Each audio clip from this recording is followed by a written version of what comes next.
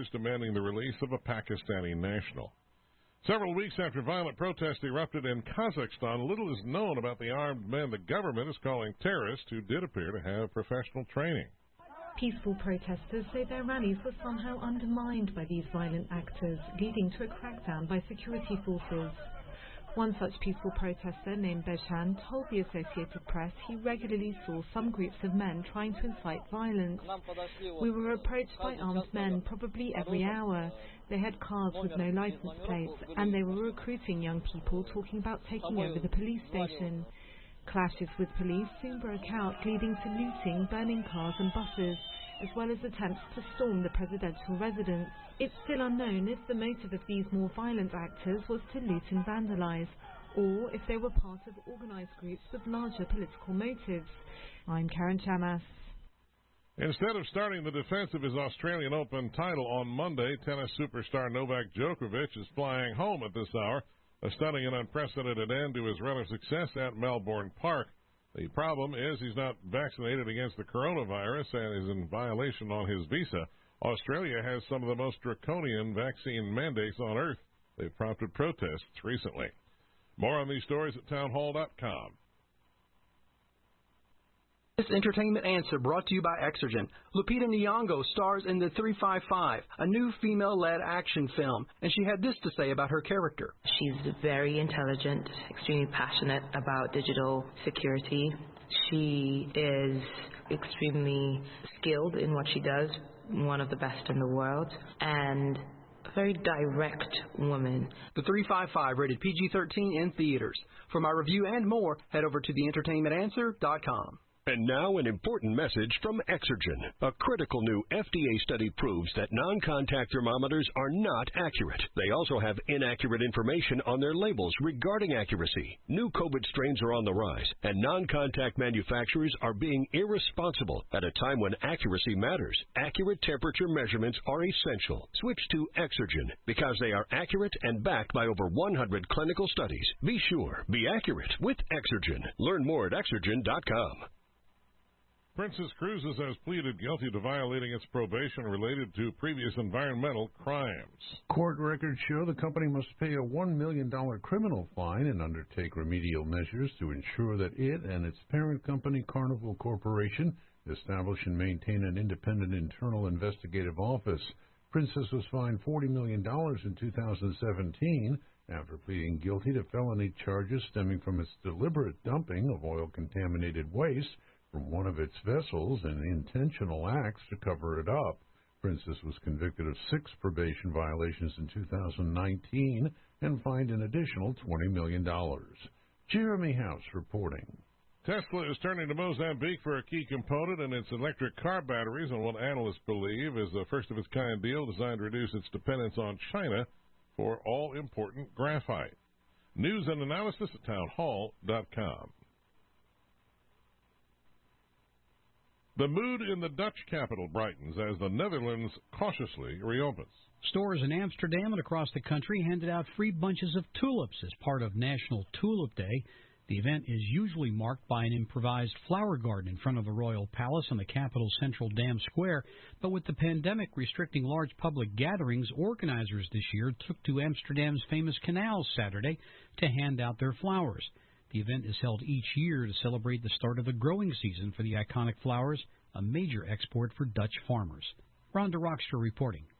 Today is Sunday, January 16th, and on this date in history, in 1865, this was the day that Union Major General William Sherman decreed that 400,000 acres of land in the South would be divided into 40-acre lots and given to former slaves. That order was later revoked by President Andrew Johnson. More on these stories at townhall.com. This Atmos Weather Report is being brought to you by Summit Technology Group. Summit Technology Group provides advanced technical solutions to the ever-evolving broadcast industry. More information is available online at summittechgroup.com. 8 to 12 inches of snow late this evening through late tomorrow night. Roads will be slippery. Currently minus 9 degrees in Rome. Here is your WKAL 1450 AM 103.3 FM Utica Rome Metro weather forecast for Sunday the 16th day of January. I'm meteorologist Charles Dixon. sunny in Rome, and good morning to listeners in Utica, where it is currently mostly sunny and -5 degrees.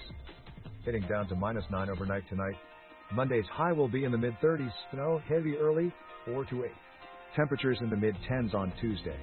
A little afternoon snow colder, a little morning snow. I'm meteorologist Charles Dixon on 1450 AM 103.3 FM.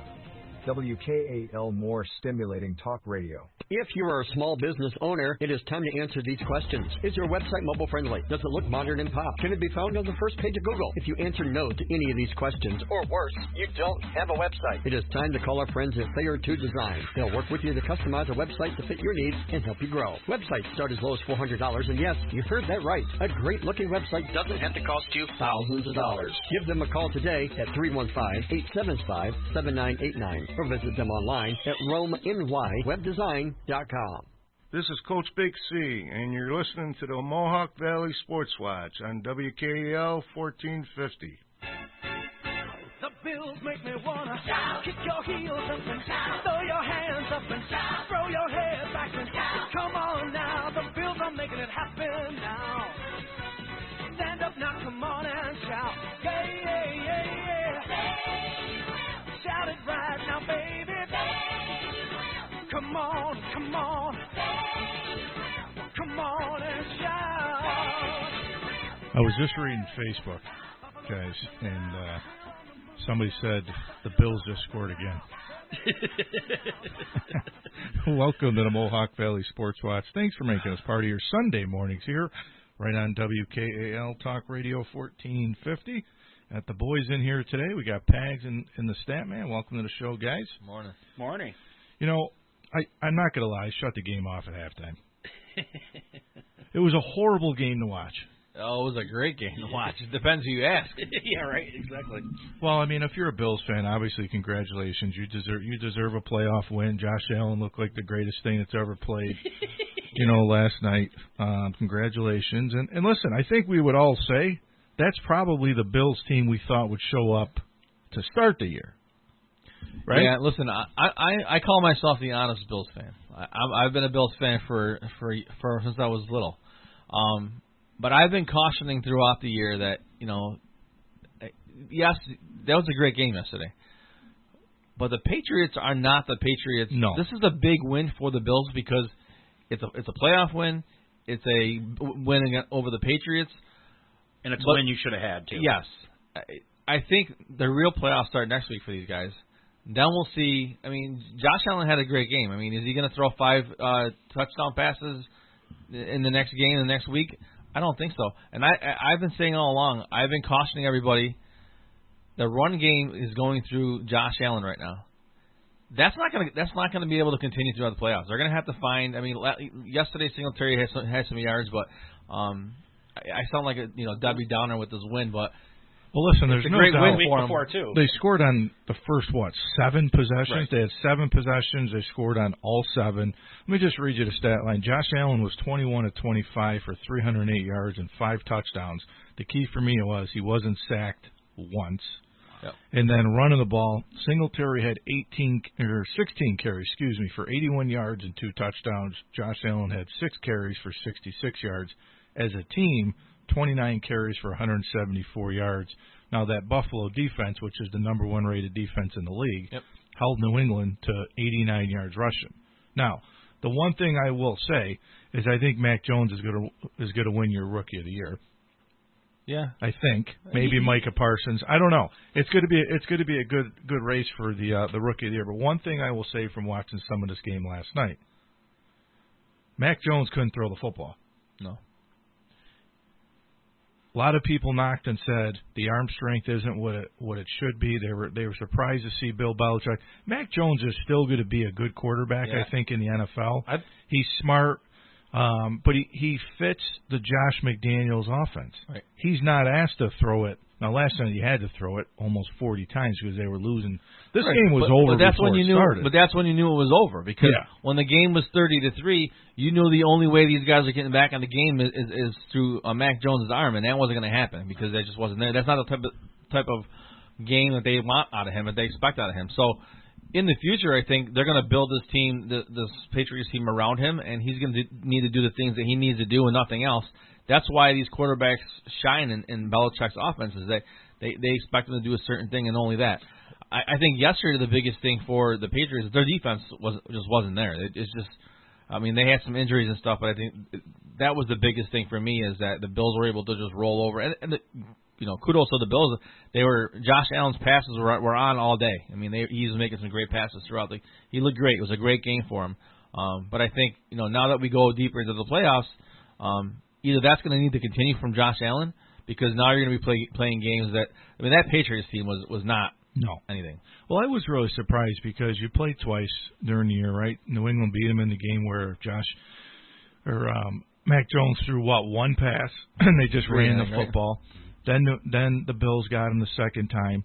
I'm just really surprised that Coach Belichick, a defensive guy, and Pete, I think you're right, and people are going to say, oh, yeah, I know, Rock, I know, but it's not the Tom Brady Patriots when he was there. Right. It's a completely different Patriots team. Now, the Bills got this win, and I think now the AFC East, the Bills won it back-to-back years. Mm-hmm. Now I think going forward, you'd have to say that the AFC East now goes through Buffalo. For now. I think they've taken that. Until Belichick gets this team back to where he needs to, which I don't know. I don't think it's going to take that long for him. I think, I don't know. Well, here's my question. So last year the Patriots missed the playoffs. This year they bounce back and they get in. Yep. They were 6-2 on the road. My question's going to be, is Josh McDaniels going to get one of these jobs that are open? I don't know if he's interviewed, but he's been with the Patriots for 18 years. His name hasn't come up on. Nope. No.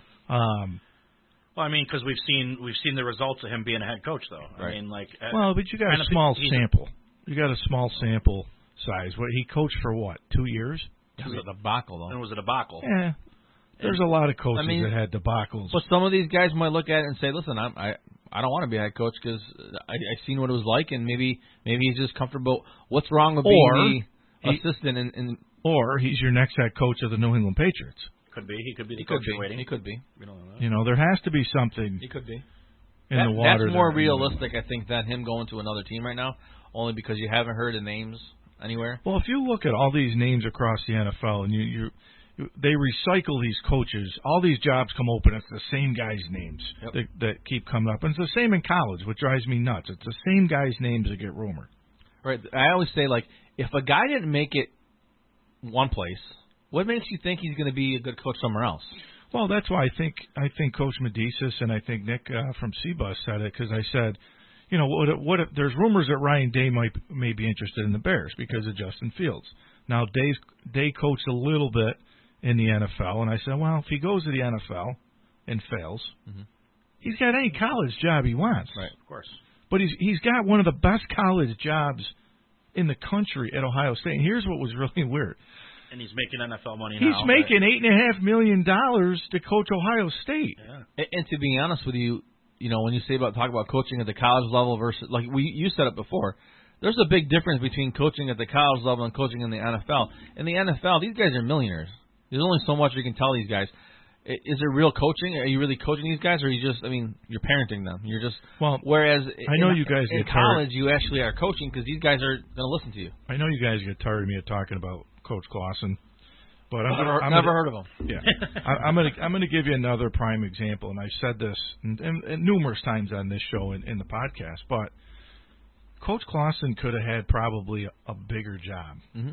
He's making, I think, $2.5 million. I think he got the extension. I think they might have gave him more money. So I don't know. Maybe he's making $3 or $4 million. Sure. He's at a program where he's won games. Right. He's a legend at Wake Forest. And it's a good fit for him, his family. If he wins and goes 500, he's a hero. Right. And if you have the year he's had the last 6 years, they love him. Right. And the thing is you go somewhere else and you get that bigger money, right? But you can also get fired within 2 years. Oh, exactly. Whereas at Wake Forest, you're getting less money right now. You probably have a longer grace period because they love you.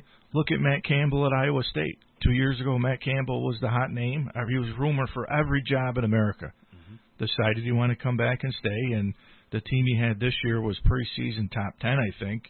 They didn't have a great year, and you don't hear much about Matt Campbell anymore. No. So it's almost like if you do want the big payday, you want the big money, if you're the hot coach, you got to jump.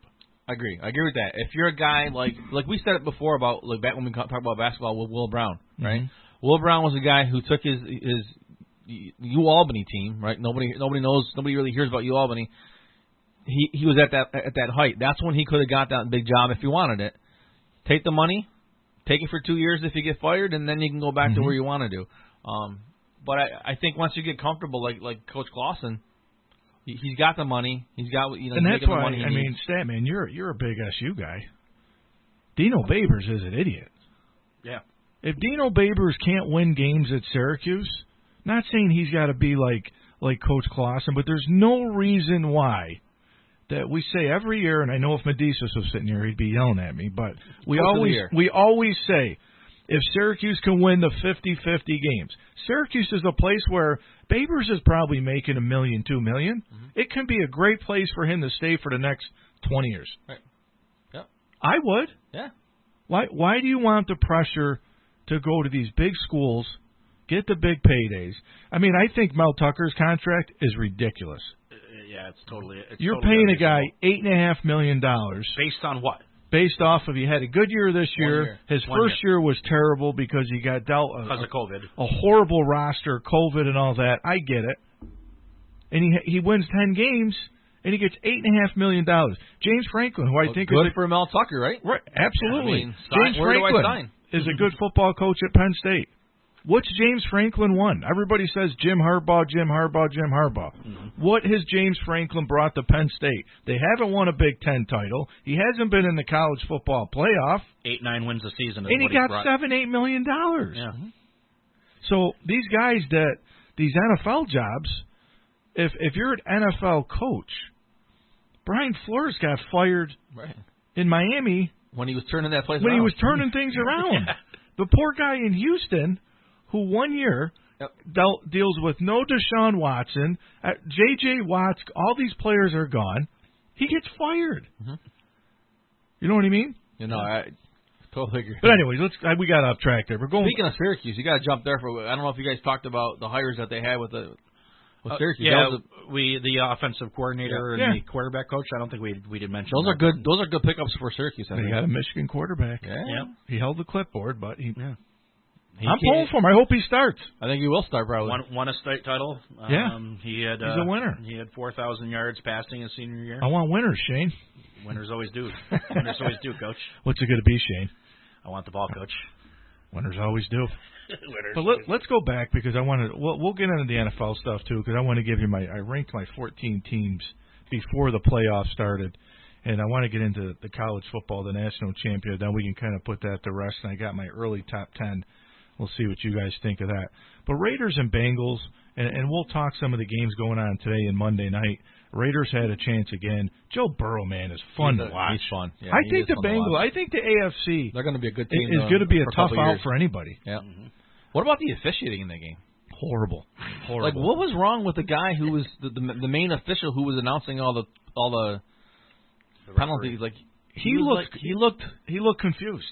and that hockey league will never. No, I was like, what the hell's going on? Or dude? Jerry Austin, big Jerry Austin. I mean, not only did he look like I hate, and I'm not trying to be mean. Like, don't take this the wrong way, okay? Take it whatever way you want. I don't really care. Whatever. He looked like I started wondering, like, is something wrong with him? Like, is he having like a stroke or because he was like he was talking weird too. Maybe it was just me. Maybe he had too many beers. Well, I mean, it was me. It was cold. Yeah, it was cold. You're right. So I kind of cut him a little bit aside, but I thought the officiating was horrible. But the whistle, that play on the whistle where they blew the whistle, and then the NFL's response to it was even worse. Well, you know what I don't like about all that stuff now is like the whole broadcasts are saying, well, New York must be looking at it. It's going to get buzz from New York. New York's looking at it. Everything's under replay. I can't stand the pass interference calls. Oh, God, they're the worst. If it's an incomplete pass, every incomplete pass is a pass interference. Right. Like, you can't even put your hands on the receivers anymore. No. Like, it's pass interference. I mean, the one and rough in the passer. If you don't see the flag right when it happens, you know, like 3 seconds later, you see the flag pop in. Oh yeah. You're like, dude. Yeah, just make sure that whether or not they caught the ball, and if they didn't catch the ball, then it's a flag. I mean, the one rough in the passer call they had on Derek Carr in the fourth quarter on the last drive, the Bengals D lineman barely even touched him, and Carr sold it pretty good. Well, that's those the are thing. some These other quarterbacks ridiculous penalties know. too. These quarterbacks know. You can't hit them. Just sell it, and you'll get the call. You know. Oh, yeah. It's too bad the NFL doesn't have the pass interference rule like they have in college, where it's just a 15-yard flag, and it's not. You think Can you imagine Rock getting that call like back in the day? He'd be on the ground all the time. You think Piscata for the Raiders? You think he gets an opportunity to be the head coach? I don't. I don't either. I think he deserves it. I think he should. I think he deserves it. Yeah, definitely. I do. I think he deserves it. How he kept that team intact. And listen, the Raiders were a tough out. I mean, this game easily. They killed themselves though with penalties. They really did. They did. The penalties killed them. I mean, I'm still not sold. I think Jim Harbaugh's coming back. I know that. Why? The Raiders. Why? I don't know. If I'm Why him, not stay at Michigan? I said it last week. You finally got over the hump, and you have a chance to go out and beat think about how hard the hump is, though. That didn't sound good. But think about this. All right. From Jim Harbaugh's Depends chair. on who you're asking. And I've been really tough on Harbaugh. Lindsay's on line one. Yeah. She don't listen to us. I can say whatever I want. She don't listen. But think about this. This is the best year Michigan's had in a long time, right? Since Jim Harbaugh's been in Michigan, and people can say what they want to me about this, Michigan is better now since Harbaugh has come to Michigan. 100%. Oh, no doubt. Than what they were before. 100%. Okay? But think about how hard it was. He was 0 for a century against Ohio State. So this year, beats Ohio State, wins the Big Ten, gets the playoff. Everything they paid him to do. Then you go to the playoff, and he admitted it. They got physically you-know-what against Georgia. Yep. So now if I'm Harbaugh, I say, not only do I have the pressure I got to beat Ohio State every year, that's how far away it is to beat the Georgias and the Alabamas. Mm-hmm. Do you want to put that much pressure on yourself every year at Michigan as an alum when you can go to the NFL? He's going to win games in the NFL. I don't care what anybody says. Oh, yeah. He'll win games. Because in the NFL, you're not playing Ohio State every year. I think it's less pressure for a guy like Harbaugh who would get time in the NFL if he goes to a franchise that stinks. Like if he goes to Jacksonville, they're not going to do it Urban Meyer and get rid of him after 2 years. No. If he turns it around there, he's there for 20 years. But if you are Harbaugh, why not think about it? I know he bleeds maize and blue. He bleeds the colors. He just hired the Notre Dame D-line coach, which is a Michigan alum, which I think is a great hire. Mm-hmm. Most of the players, if you see lately, they're all coming back. Mm-hmm. So they're going to be preseason top 5, top 10.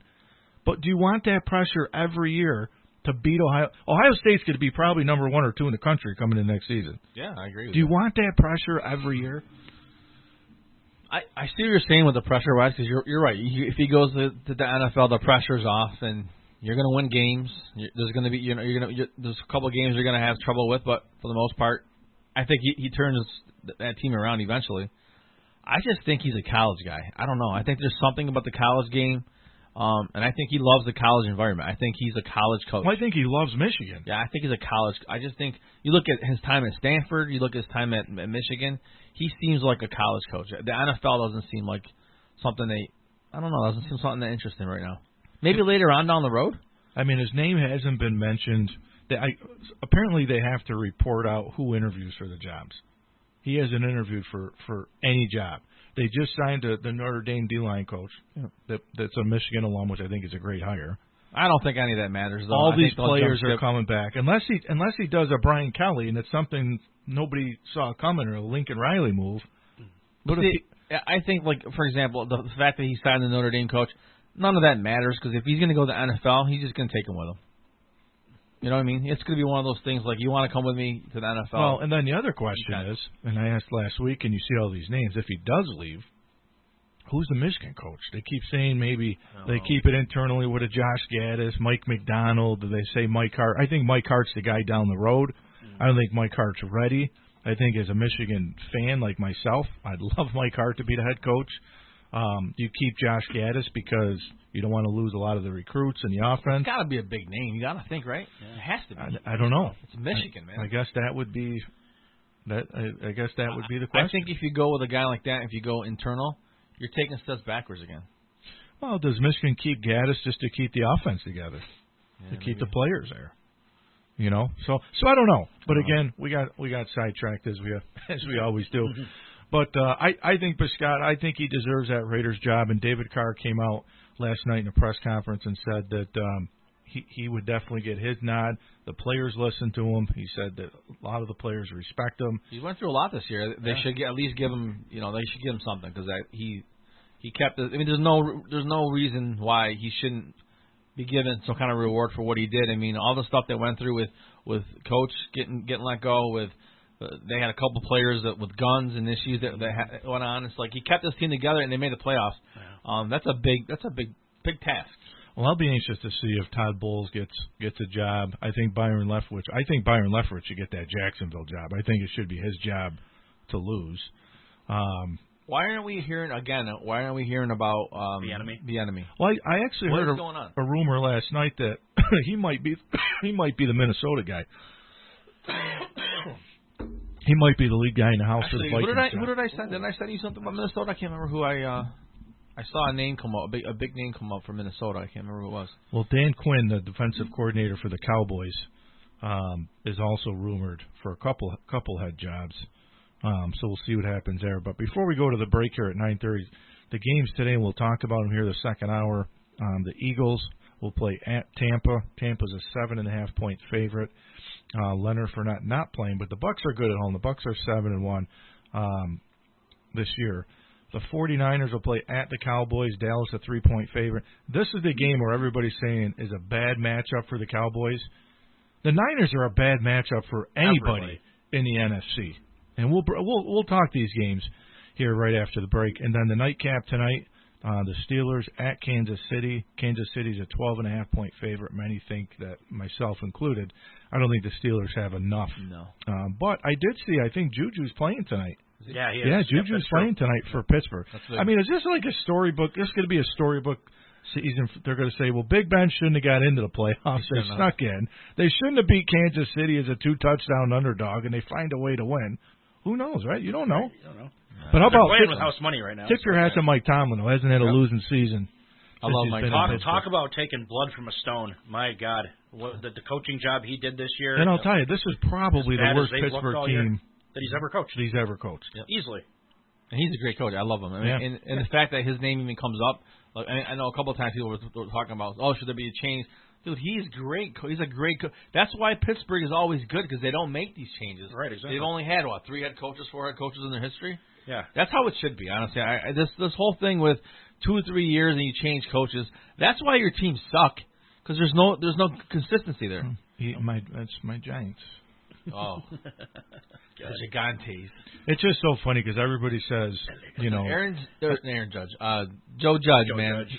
People are like... He was asking to get fired. Yeah, he was. 3rd and 19, or whatever it was. 3rd and whatever. 3rd and 90. Quarterback. 3rd and 90 went quarterback. That's like punting on 3rd and 13. The wins and losses didn't get him fired. It's how he handled himself with the media and with the league. I mean, it's called Philadelphia. The Mara family. Show. I mean, you disrespected the Giant organization. I hope the guy never gets another job in his life. And I don't ever wish that on anybody. But the way he handled himself, completely unprofessional. I agree. Completely. And everybody always jokes at me and says, "Well, geez, you're a football guy, and you don't like you don't follow the NFL." I watch the NFL, but I'm more of a college guy. That's the first thing I said to you when we had to know each other. I was like, "You don't watch the NFL, man?" I mean, I watch it. I've been a Giants fan my entire life. Growing you're up. Herb Street, man. And this is I am. And the whole thing with Judge was surprising is because, he comes from that Belichick coaching tree, and, Belichick never runs his mouth to the media ever. He gets two-word answers out He'll of be them. back as a special team coach with the Patriots. All right, hold your thought. We come back. We'll talk more NFL. I want to give you my top 14, see where the guys agree, disagree. We'll break down, finalize the college football season. I'll give you my way too early top 10. We'll get the guys' thoughts on that and more. So stay tuned. You're listening to the Mohawk Valley Sportswatch on WKAL Talk Radio 1450. Talk Radio 1450. With SRN News, I'm Michael Harrington in Washington. 4 hostages safe, their captor dead after an hours-long standoff yesterday that began when a man took over services at a Texas synagogue in Colleyville. He was ranting on a live stream and demanding the release of a Pakistani neuroscientist convicted of trying to kill U.S. Army officers in Afghanistan. 1 hostage was set free during the ordeal.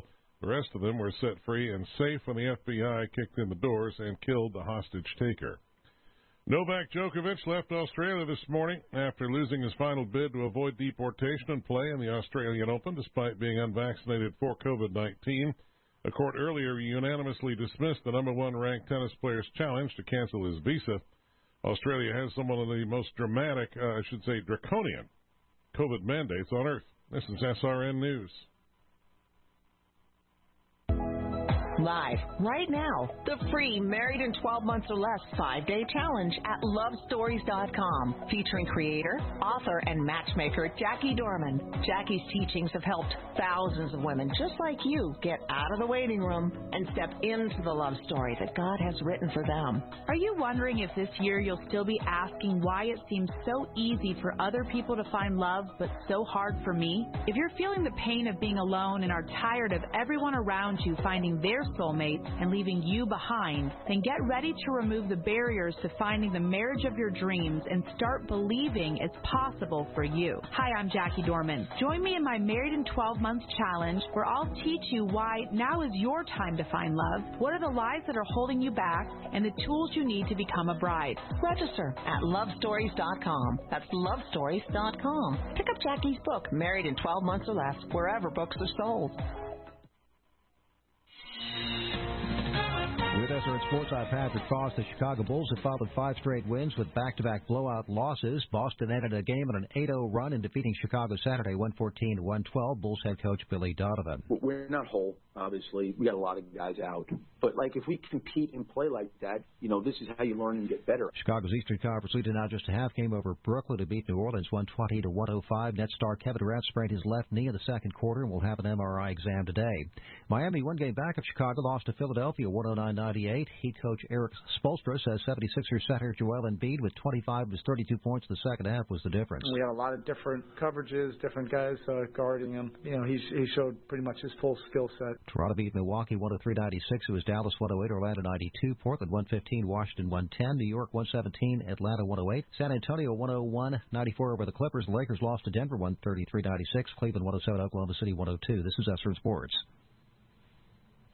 Following a 15-0 start, top-ranked Baylor has lost 2 straight games at home. They fell to Oklahoma State Saturday 61-54. Second-ranked Gonzaga dunked Santa Clara 115-83. Third-ranked UCLA took out Oregon State 81-65.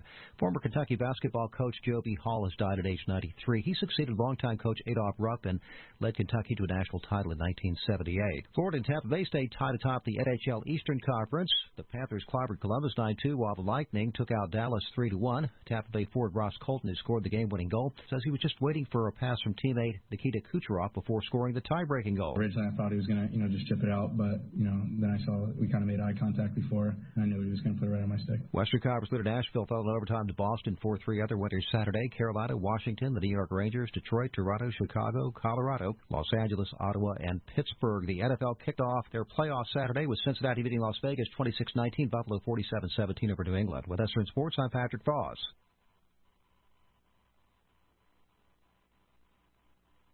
This Atmos Weather Report is being brought to you by Summit Technology Group. Summit Technology Group provides advanced technical solutions to the ever-evolving broadcast industry. More information is available online at summittechgroup.com. 8 to 12 inches of snow late this evening through late tomorrow night. Roads will be slippery. Currently minus 9 degrees in Rome. Here is your WKAL 1450 AM 103.3 FM Utica Rome Metro weather forecast for Sunday the 16th day of January. I'm meteorologist Charles Dixon. Sunny in Rome, and good morning to listeners in Utica, where it is currently mostly sunny and minus 5 degrees. Getting down to minus 9 overnight tonight. Monday's high will be in the mid-30s. Snow heavy early, 4 to 8. Temperatures in the mid-10s on Tuesday. A little afternoon snow colder. A little morning snow. I'm meteorologist Charles Dixon on 1450 AM 103.3 FM. WKAL more stimulating talk radio. Why have thousands of aspiring authors teamed up with Christian Faith Publishing to publish their book? Because Christian Faith Publishing is an author-friendly publisher who understands that your labor is more than just a book. We provide authors freedom and flexibility throughout the publishing process, professional book editing, award-winning design, and some of the highest royalty structures in the publishing industry. And as always, you will retain 100% of the rights to your book. I was looking to find a company that I could trust, one that assisted in the editing process completely.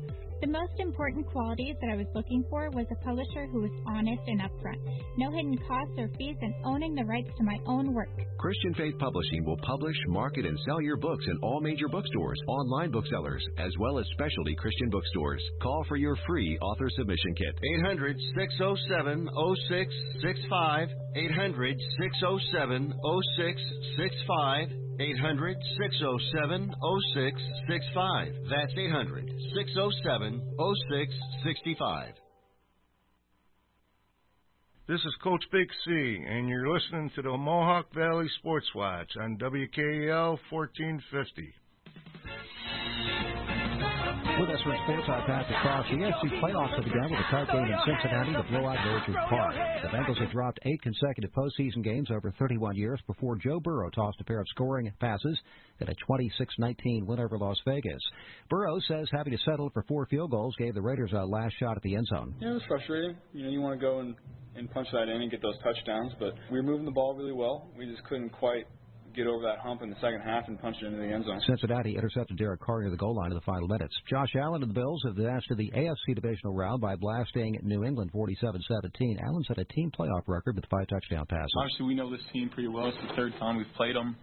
That's a good team we just played. And the way we came out and executed was good to see, but I think it just kind of goes back to the last week of practice that we had. Guys were dialed in. We practiced hard. Today it's Philadelphia, Tampa Bay, San Francisco, Dallas, and Pittsburgh at Kansas City. This is SRN Sports. Top-ranked Baylor lost their second straight game after a 15-0 start, falling at home to Oklahoma State's 61-54. Bears coach Scott Drew's team fell behind by double digits the first half. Credit Oklahoma State. Again, show you how good the league is. I think they're 12th in the nation defensively, 5th in the league defensively. First half, we weren't very good. Second-ranked Gonzaga blasted Santa Clara 115-83. It was third-ranked UCLA 81, Oregon State 65. Number 4 Auburn 80, Mississippi 71. Sixth-ranked Arizona 82, Utah 64. Eighth-ranked Duke 88, North Carolina State 73. Ninth-ranked Kansas 85, West Virginia 59, Northwestern upset number 10, Michigan State 64-62. Finals from the NBA, Boston 114, Chicago 112, Brooklyn 120, New Orleans 105, Philadelphia 109, Miami 98, Toronto 103, Milwaukee 96, Dallas 108, Orlando 92, Portland 115, Washington 110, New York 117, Atlanta 108, San Antonio over the Clippers 101-94, the Lakers lost to Denver 133-96, it was Cleveland 107, Oklahoma City 102. With SRN Sports, I'm Patrick Foss. Come on now, the Bills are making it happen now. Stand up now, come on and shout. Yeah, yeah, yeah, yeah. Shout it right now, baby. Welcome back to the Mohawk Valley Sports Watch. Thanks for making us part of your Sunday mornings now, right here on WKAL 1450. The Statman and Pags in the house today. All we need is a little Berman. I know, right? So we'll get back into the NFL games. I want to pick the games today to see what you guys think. I want to give you ranked my teams.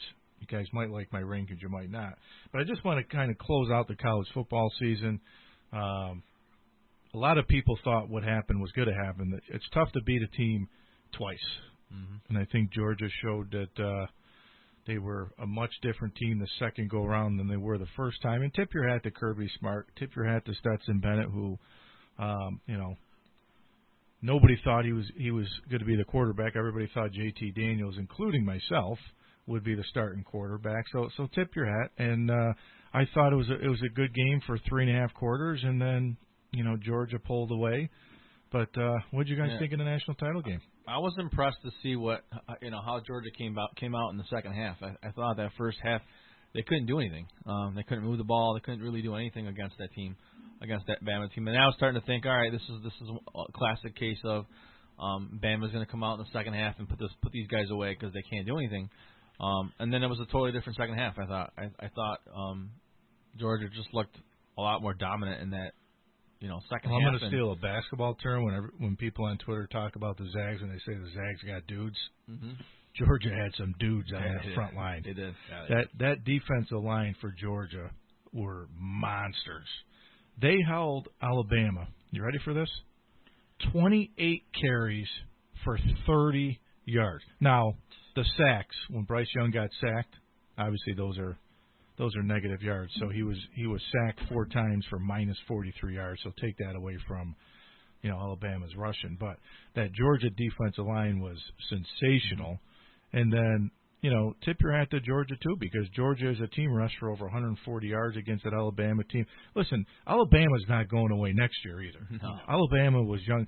This wasn't the year. This was actually the year preseason that Georgia was picked to win the national championship. And that's why everybody said the pressure. We're talking about Jim Harbaugh, but the pressure on Kirby Smart that, Kirby, this is the best team that you've had. You keep getting closer and closer and closer to beating Alabama. When is it finally going to happen? So the pressure on Kirby Smart this year was crazy. And Georgia's not going away anytime soon. No. Did you know that Kirby Smart's only in his 40s? Really? Yeah. Really? Yeah, I didn't know Does that. he look like he's in his? Doesn't he look like he's in his 50s? Yeah, he looks older than that. Yeah. He's in his 40s. Yeah, he looks. I'm I like, would have got sold in that. do I look that bad? Do I look like I'm in my late 50s? You don't. No. You still look like you're. I got some gray hair. I still look like I can play. Still a quarterback at RFA. No. Yeah. No, I had to go to the doctor. I had to go see the Syracuse orthopedics. My left knee is pretty messed up. Yeah. Really? They actually said I'm on track for a knee replacement, and I'm like, I'm only 42 years old. Jeez. Knee replacement. Ouch! You're gonna wheelie in here. Wow. Yeah. So Coach is on the IR. But years and years of the wear and tear. Going downhill. Yeah. Yeah. So I wrote down my early top 10. Way too early top 10. Very early. I'm gonna run through it, and then you guys can give me your thoughts. We can talk about it. At number 10, Wake. Wake's returning everybody again. The whole team's coming back. Well, I like this. I guess my early thoughts on that is they're pretty far down. Yeah, they are. But let me run through them. 9, I have Notre Dame. I have number 8, Utah. Number 7, people are going to say wow for this one if you follow college football, Arkansas. Yeah, that's a wow. Number 6, Clemson. Number 5, Michigan. 4, Texas A&M. And it's going to come down to say, Jimbo Fisher, you're getting all these top recruiting classes at some point in time. You start winning football games at A&M. Georgia at 3. Wow. Ohio State at number 2. And I'm going Alabama, number 1. Bryce Young's back. Some of those guys are back at Williams Alabama. Is back. Yep. So I'm going to go Alabama at number 1. Those are just off the top of my head. There's a couple teams in there that I don't agree with. I think Clemson is not going to be a number 6 team, and I think they've taken a big drop. I don't see them. I think they're going to struggle for another year. So or two. DJ Ungalolile is not the answer. No, not the well, answer. I think Texas A&M. I agree with you. They should be probably in the top. You got them in the top 5, which is probably a good spot. I don't know. Number 1 recruiting class. Yeah, I mean they should be 1 or 2 probably in that list, but I don't think they will be. I mean, I have Michigan at 5. I mean, I guess we'll see what Jim Harbaugh does, but signs look like he's coming back. Blake Corum's back. Donovan Edwards is back. Eric All's back. Schoonmaker's back. I mean, they're going to have a lot coming back. The big question is going to be, is J.J. McCarthy your starting quarterback coming in, or is it still Cade McNamara? Are you still going to run the 2-quarterback system? I'm a believer that I think it's going to be J.J. McCarthy just because of the transfer portal, that if the kid's got to split time again this year, I think he enters a transfer portal at the end of this season. So I think Michigan's going to be that top 5. I mean, listen, Ohio State, C.J. Stroud's coming back. Yeah, I love Ohio State at number 2. I think Ajigba, old Jackson Ajigba. Stroud is just a beast of a quarterback. Is coming back. I mean, listen, I don't think Clemson's going to be the 11-2, 12-1. I mean, you got to remember, for the BCS era, Clemson has been one of the best teams in the country. I'm anxious to see. Did you see what happened this year? No, I did. And there's no reason why Clemson should have been as bad as they were this year. They finished strong, though. I mean, Clemson finished better. I mean, listen, I think any coach would probably take winning 9 or 10 games every year. It's just Clemson fans in the college football world have been spoiled because Clemson's been in the playoff every year since the playoffs started. I think this will be an interesting year to see. And again, Jim Harbaugh got rid of his entire coaching staff, brought in a whole new coaching staff. Dabo Swinney loses both of his coordinators, loses a lot of his coaching staff. They're dipping into the transfer portal. What is that coaching staff going to look like at Clemson? Can they duplicate what Jim Harbaugh did at Michigan? Betting on yourself, getting rid of everybody, and starting over again. They're still going to get talent at Clemson. The talent's not just going to go away. I mean, they've been too good for too long for the talent to go away. I really like Arkansas. Just outside my top 10 was Ole Miss. Lane Kiffin's being mentioned for a lot of the NFL jobs, too, but I'm not sure he's going to jump. He just hired his brother. Actually, that's Lane Kiffin. That's where Minnesota, yep. He just hired his brother to be the co-defensive coordinator, so I'm not sure he would bolt. But I really like Arkansas. I really like Coach Pittman.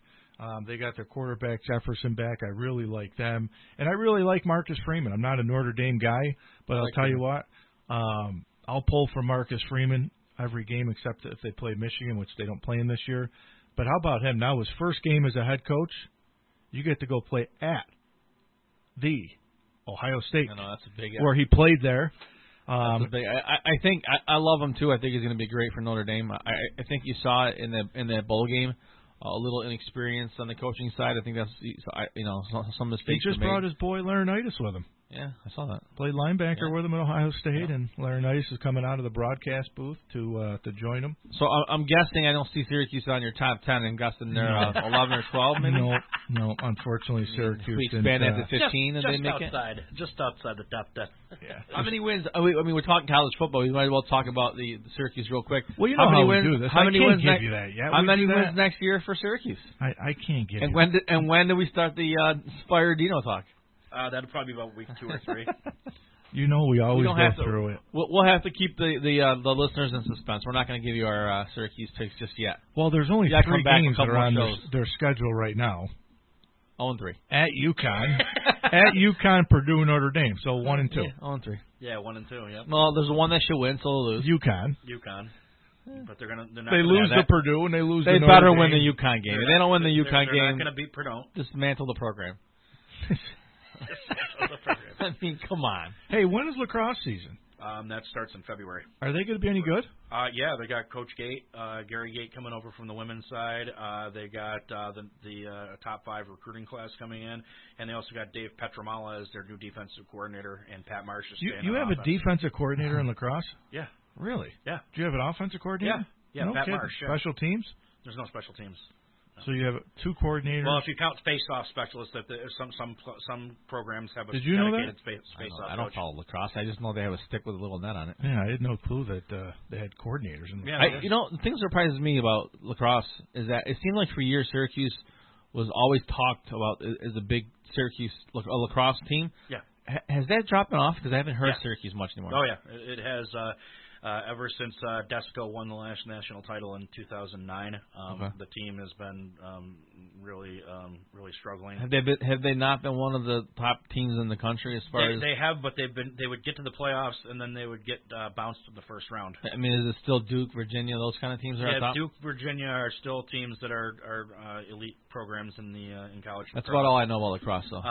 That's Pete's Lacrosse Minute. But also you've seen teams like that used to be dominant, like Hopkins. They're down. Okay. Army and Navy, Army and Navy, they're always solid programs. I mean, they win around between 9-10 games a season usually, if not more. So those are always tough games. Denver's, yeah. I mean, they have the Bill Tierney, the legendary coach from Denver. That's the name of the college, Denver. Yeah, Denver University. Yeah, they're tough. Loyola. Yep, Loyola's been good. Yeah, never heard Denver University. Yep. DU. Yep, DU. Yeah. But yeah, no, Syracuse is looking really promising this year now that Gary Gates taken over for Desco, and they fired Leland Rogers and brought in Dave Petramala, the former coach for Hopkins, as the defensive coordinator. And do you think that the move from women's to men's is going to be a big jump for Gates? No, he played. No, he played the men's game, and plus the women's game is actually they're changing the way they play the game. They've changed it over the years, and it's something that actually is that's part of the reason why you went. So let's stay on Syracuse just for a minute. I want to go through some of the top 25 scores last night in college basketball. Baylor drops back-to-back games They fall at home to Oklahoma State 61-54. Where's Scotty Drew? Gonzaga hammers Santa Clara 115-83. They got 32 from Drew Timme last night. UCLA bounces back. They beat. Let me see here. I don't want all my music playing here yet. I hear some music going on. I don't want that playing yet. UCLA beat Oregon State 81-65. Auburn, who a lot of people think Auburn might be the best team in the country, they beat Ole Miss 80-71. Oregon beats USC 79-69.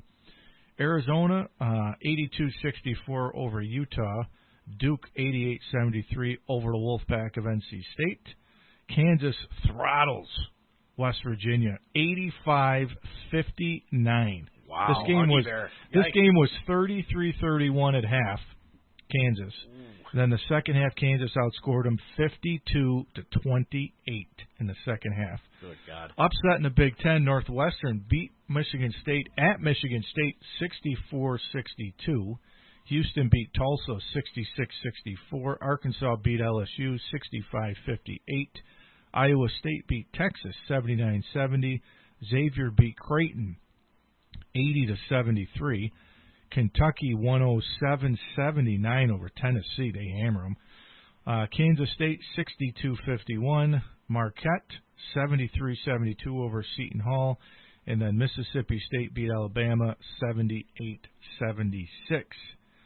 Let's talk a little SU hoops here before the top of the hour, and then the second part we'll dive back into the NFL.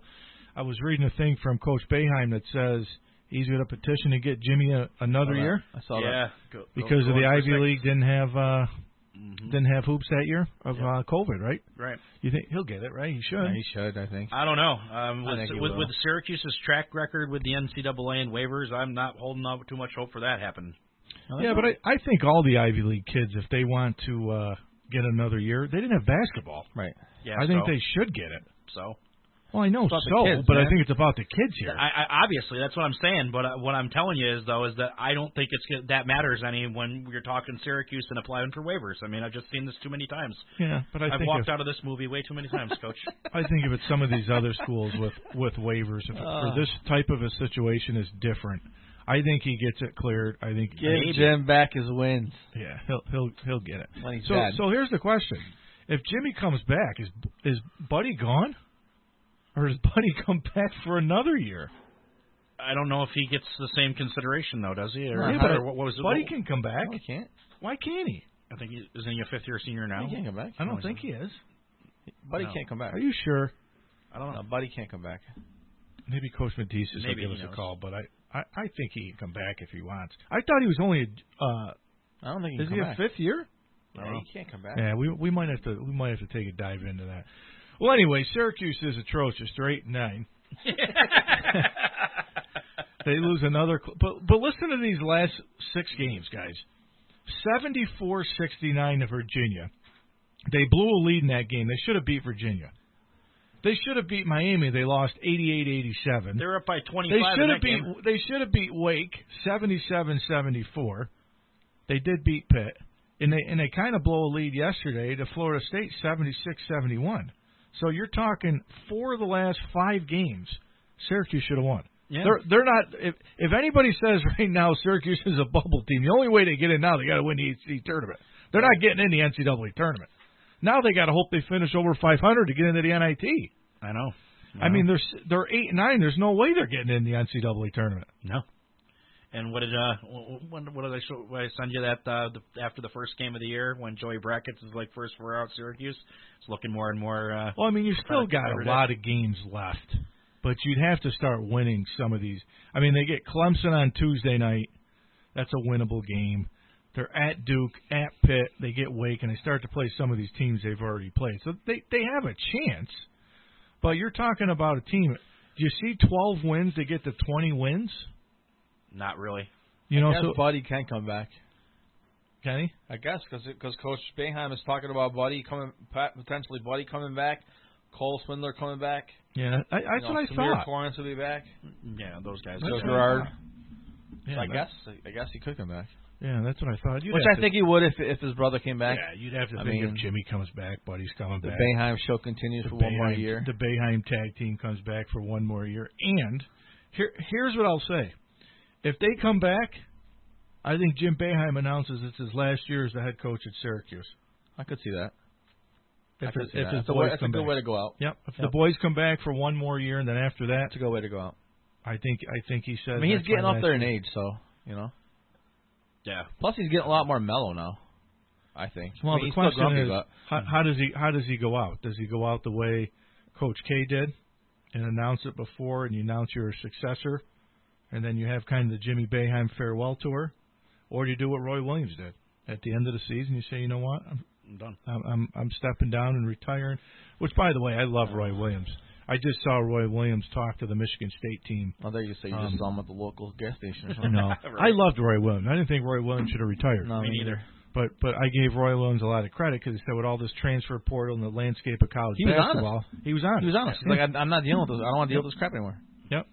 So I give him a lot of credit. He cost me a lot of NCAA tournament brackets when he was at Kansas because every year I have Kansas in the How Final can you Four. not? How can you not? Every year. Right. And I always say to myself, you're not putting Kansas in the Final Four. And I look, I'm like, it was Kansas and it was Michigan State, the team that you always put in there. And then This year I think it's going to be wide open though. It's going to be hard to pick the brackets this year. Yeah, this year there's a lot of good teams. I don't really think there's a lot of honestly, great teams. I mean, with all the football right now, I haven't really gotten into basketball yet. Well, now I'll kind of switch gears, with college football. I got to wait till the Bills are out of the playoffs first. That's all attention on the Bills right now. Well, we'll see. We got to see who they're lined up to play. But I figured that they can come back. Well, I'm excited, guys. I want to give you my top 14 teams in the NFL. We'll talk about the NFL games today and Monday. Monday, I think they got the Manning telecast. Mm-hmm. Oh, right. For the Monday game. And I guess they're doing something similar for baseball. I heard. Yeah. Your buddy Michael Kay and is it A-Rod? A-Rod. Yeah. But I don't love A-Rod, but Michael Kay said though he's not going to be doing his SIA call on the telecast. He's still going to do games on the Yes Network, but he's going to do the telecast. See what the Manning started? I think honestly Pags would have been good in that role. Oh sure. Me and. What about me? Yeah. Well, what about Coach? Yeah. What about Coach? I don't think A-Rod's good in the booth. No, I agree. No. I mean, I think the telecast will be fun. I think it'll be fun for Michael Kay and for A-Rod. I mean, I'm inviting A-Rod to come out and do a Diamond Dogs game with me. I'll tell you what, though. I would like. I still think at some point I think A-Rod's going to own a team. I think he's a smart baseball guy. Yeah, he's a smart. I agree with you. I think he's a smart baseball guy.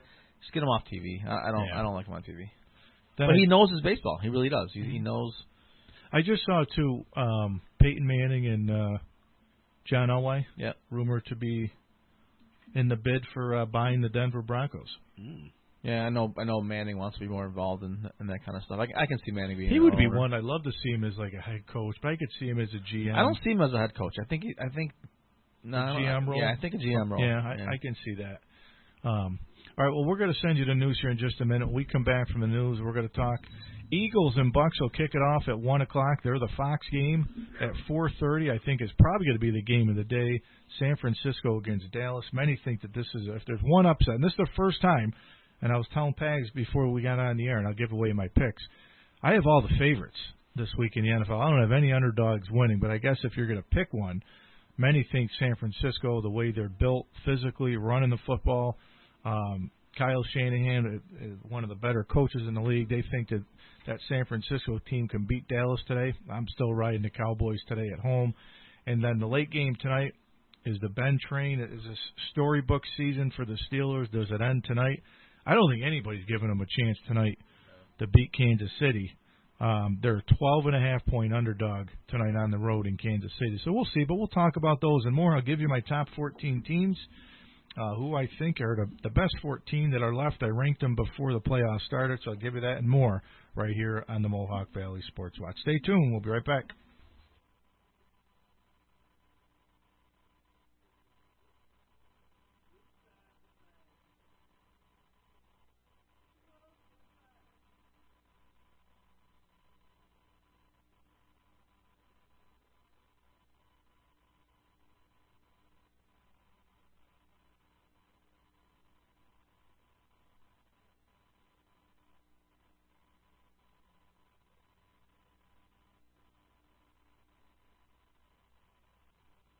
WKAL Talk Radio 1450 AM, 103.3 FM, WKAL, Rome, Utica, Syracuse, New York. The time is 10 o'clock.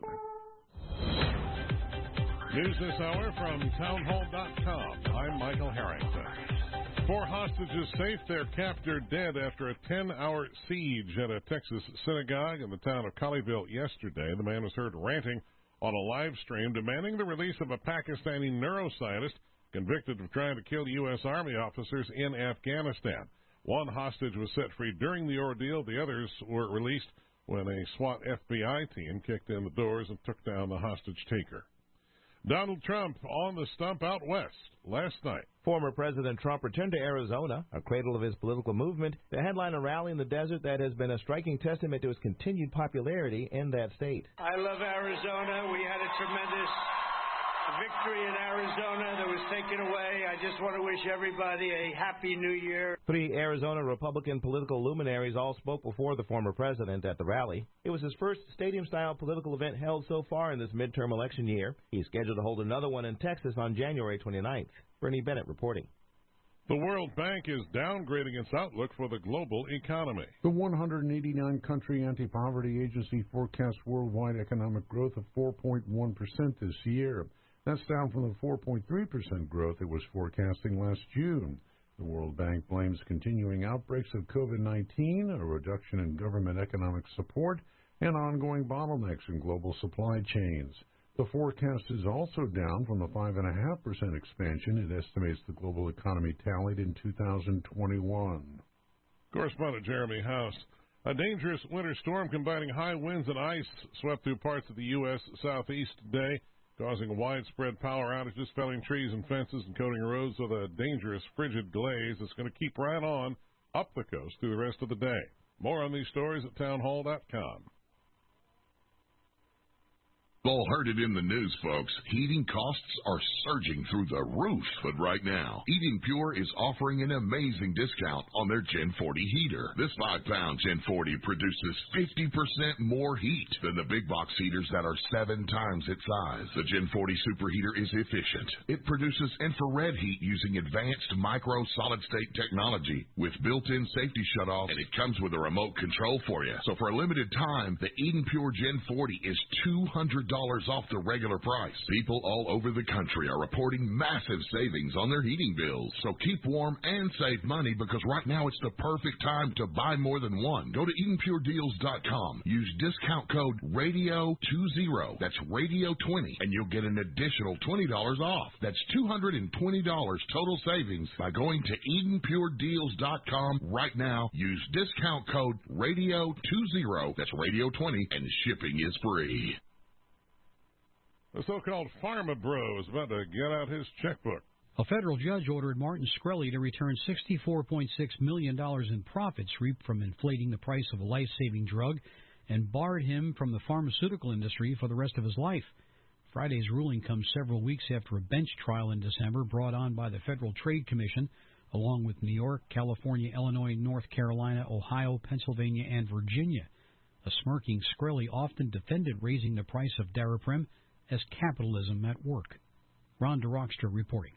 Ibrahim Boubacar Keïta, the former president of Mali who took office in a landmark election held after a destabilizing coup only to be ousted in another military takeover 7 years later, has passed away.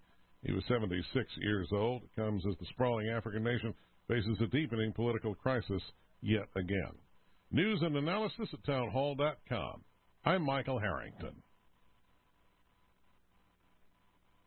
A tennis legend is battling cancer. In a story posted on ESPN.com, tennis star and TV analyst Chris Evert is revealing that she was diagnosed with an early stage of ovarian cancer. The 67-year-old Hall of Famer won 18 Grand Slam titles and was the #1 women's tennis player for years in the 1970s and 80s. She told journalist Chris McKendry she learned of the cancer last month and this week began chemotherapy treatments. Her sister Jean's untimely death from ovarian cancer in 2020 eventually led Evert to discover she too shares a pathogenic variant of the BRCA1 gene. She had a preventive hysterectomy in early December, and her cancer was discovered soon afterward. In the ESPN story, Evert admitted to being nervous, saying she has no idea how she'll respond, but takes comfort in knowing the chemotherapy is to ensure that the cancer does not come back.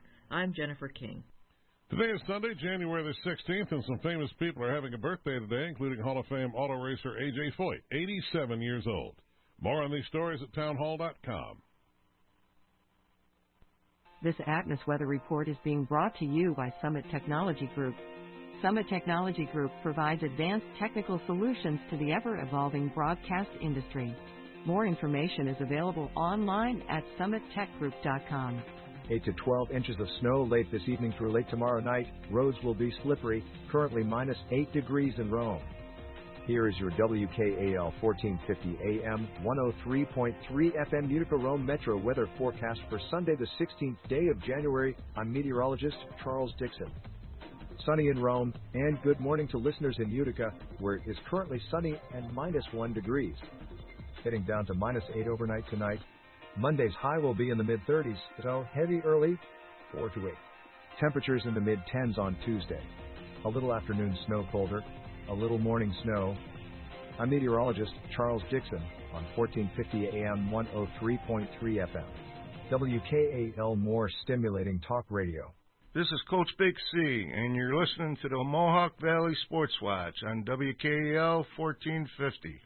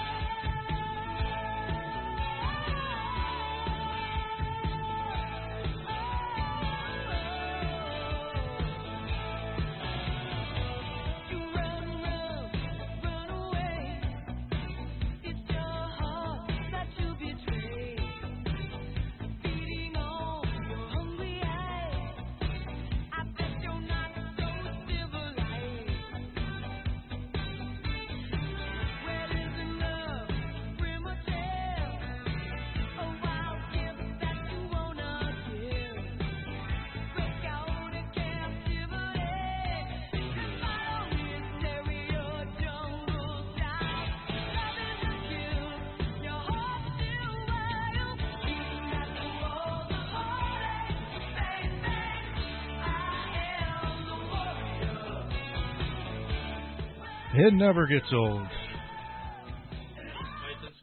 Except it's kind of weird, though. You guys are both in here today. There's nobody weird. behind the glass. I I'm know. used to, like, singing and dancing. Patty's never gotten more play than on this show. Yeah. I know, right? I mean, where else does she get play? Is Patty? Is she alive?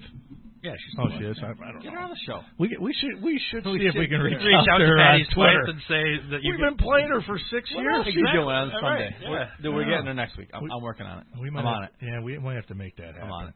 And it's P-A-T-T-I and Smythe, S-M-Y. Yeah, Think we'll she'll dance have with us to at the get 10 o'clock hour? Who do you guys be? Maybe. I'm going to actually do this backwards today. I want to actually get your guys' predictions, and I want to run through my teams. I ranked them from 14 to 1, and as I do them, you guys can give me your thoughts too. But let's start with the 1 o'clock game. The Eagles at the Buccaneers. Buccaneers favored by 7.5. Leonard Fournette out for this game. Some people, if you follow him on Twitter, like I do, some people think that the Eagles have a shot. No, today. game over. Yeah. Any shot? I don't think so, but a lot of people are out there like that I've been listening to that they've been saying that they think that the Eagles have a shot. The Eagles have been terrible all year. They made the playoffs by accident because somebody had to make the playoffs. Mm-hmm. They have no chance. Come on. You going Tampa, Statman? I'm going to go with Tampa. Tampa all day. I am too. I'll say this. I just got on, which is really, really bad news. For people that like FanDuel and online betting, FanDuel, Caesars, yeah, that's a big one. DraftKings. I've been on all of them. Oh, it's everywhere now. I finally deleted them, and I'm just on FanDuel now. But it's really addicting because it's so easy to bet. You can every bet show now has they're sponsored by FanDuel or something. Yeah. Like, why are we getting our? So here's how bad I was. Yesterday I was watching on ESPN, and I never watched the gambling stuff. They got a show called The Daily Line or The Daily Wager, I think it's called. And I was listening to it, and it's funny because across the bottom it gives you like all the lines. But if you go on these betting sites, you can do the prop bets. You can do – now, I won both the NFL games yesterday. I bet the over-under on a hockey game the other night because my coworker, Paul Diudo, is a big hockey guy. I said, Paul, give me a team. Give me a team. Give me – I think it was the Avalanche and whoever they played on Friday night. The over-under was 6.5 goals. So it was 3-3 going overtime. And somebody scored, so I hit the over. But it's really scary because It's so easy to do. Too easy. But a lot of people that I saw on Online Gamble, a lot of people are taking the Eagles plus 7.5 against Tampa. I don't see it. I don't see it either. But I'm with you guys. I'm going to roll with Tampa today. And then how about I think the 4:30 game is probably the best game. San Francisco at Dallas. Dallas is a 3-point favorite. Who are you liking that one? I like Dallas. I can see them getting picked off and lose the game, but I think they're going to hold off. But this is the game that I would think if there is one that's going to go the other way, the 49, it wouldn't surprise me to see Dallas lose. But I think they win. Statman? Yeah, I mean, I don't really trust Dallas. I mean, because San Francisco's bread and butter is running the football. They're going to line up and just come right at you. And although Dallas has the number one pass defense in the league, their rush defense is like 20th. So, I mean, if San Francisco can take advantage of this when on offense. So, I think it's just going to be a matter of what Dallas is able to do against San Francisco's defense, and I think they're going to do enough to win. I think this is definitely going to be the best game. I think everybody's riding with San Francisco. I think the big key for me in this game is going to be, San Francisco was down 17-0 the week before to the Rams, and Kyle Shanahan stuck to his guns, and they're a run-first team. They're a run-first, play-action pass. Jimmy G made a couple really big plays in that game against the Rams. They came all the way back, and they won. The question for me is going to be, could Jimmy G make enough plays against the Dallas defense? Because I think Dallas is going to score. But if the Cowboys can't stop the run, I can see San Francisco winning, but I can see San Francisco beating Dallas and actually making some noise. Would it make a run to the Super Bowl just because of the style they play against the teams that are left? I agree with what Stanley was saying. Is that San Francisco is going to stick to their guns. They're going to do what they're good at, which is running the ball. So whether that works or not, I think that's what they're going to stick to. So it's all going to come down to, like you said, Rock, if Dallas can stop the run, then it's probably not a game. But if they can stop the run, or the other way around, then I think that the 49ers have a chance to hang out in there. Because Dallas, to me, hasn't impressed me all year because you just don't know what you're going to get every day. So if you get the Dallas team that has been winning games this year and playing well, then this game should be an easy game for them, and they walk out with a victory.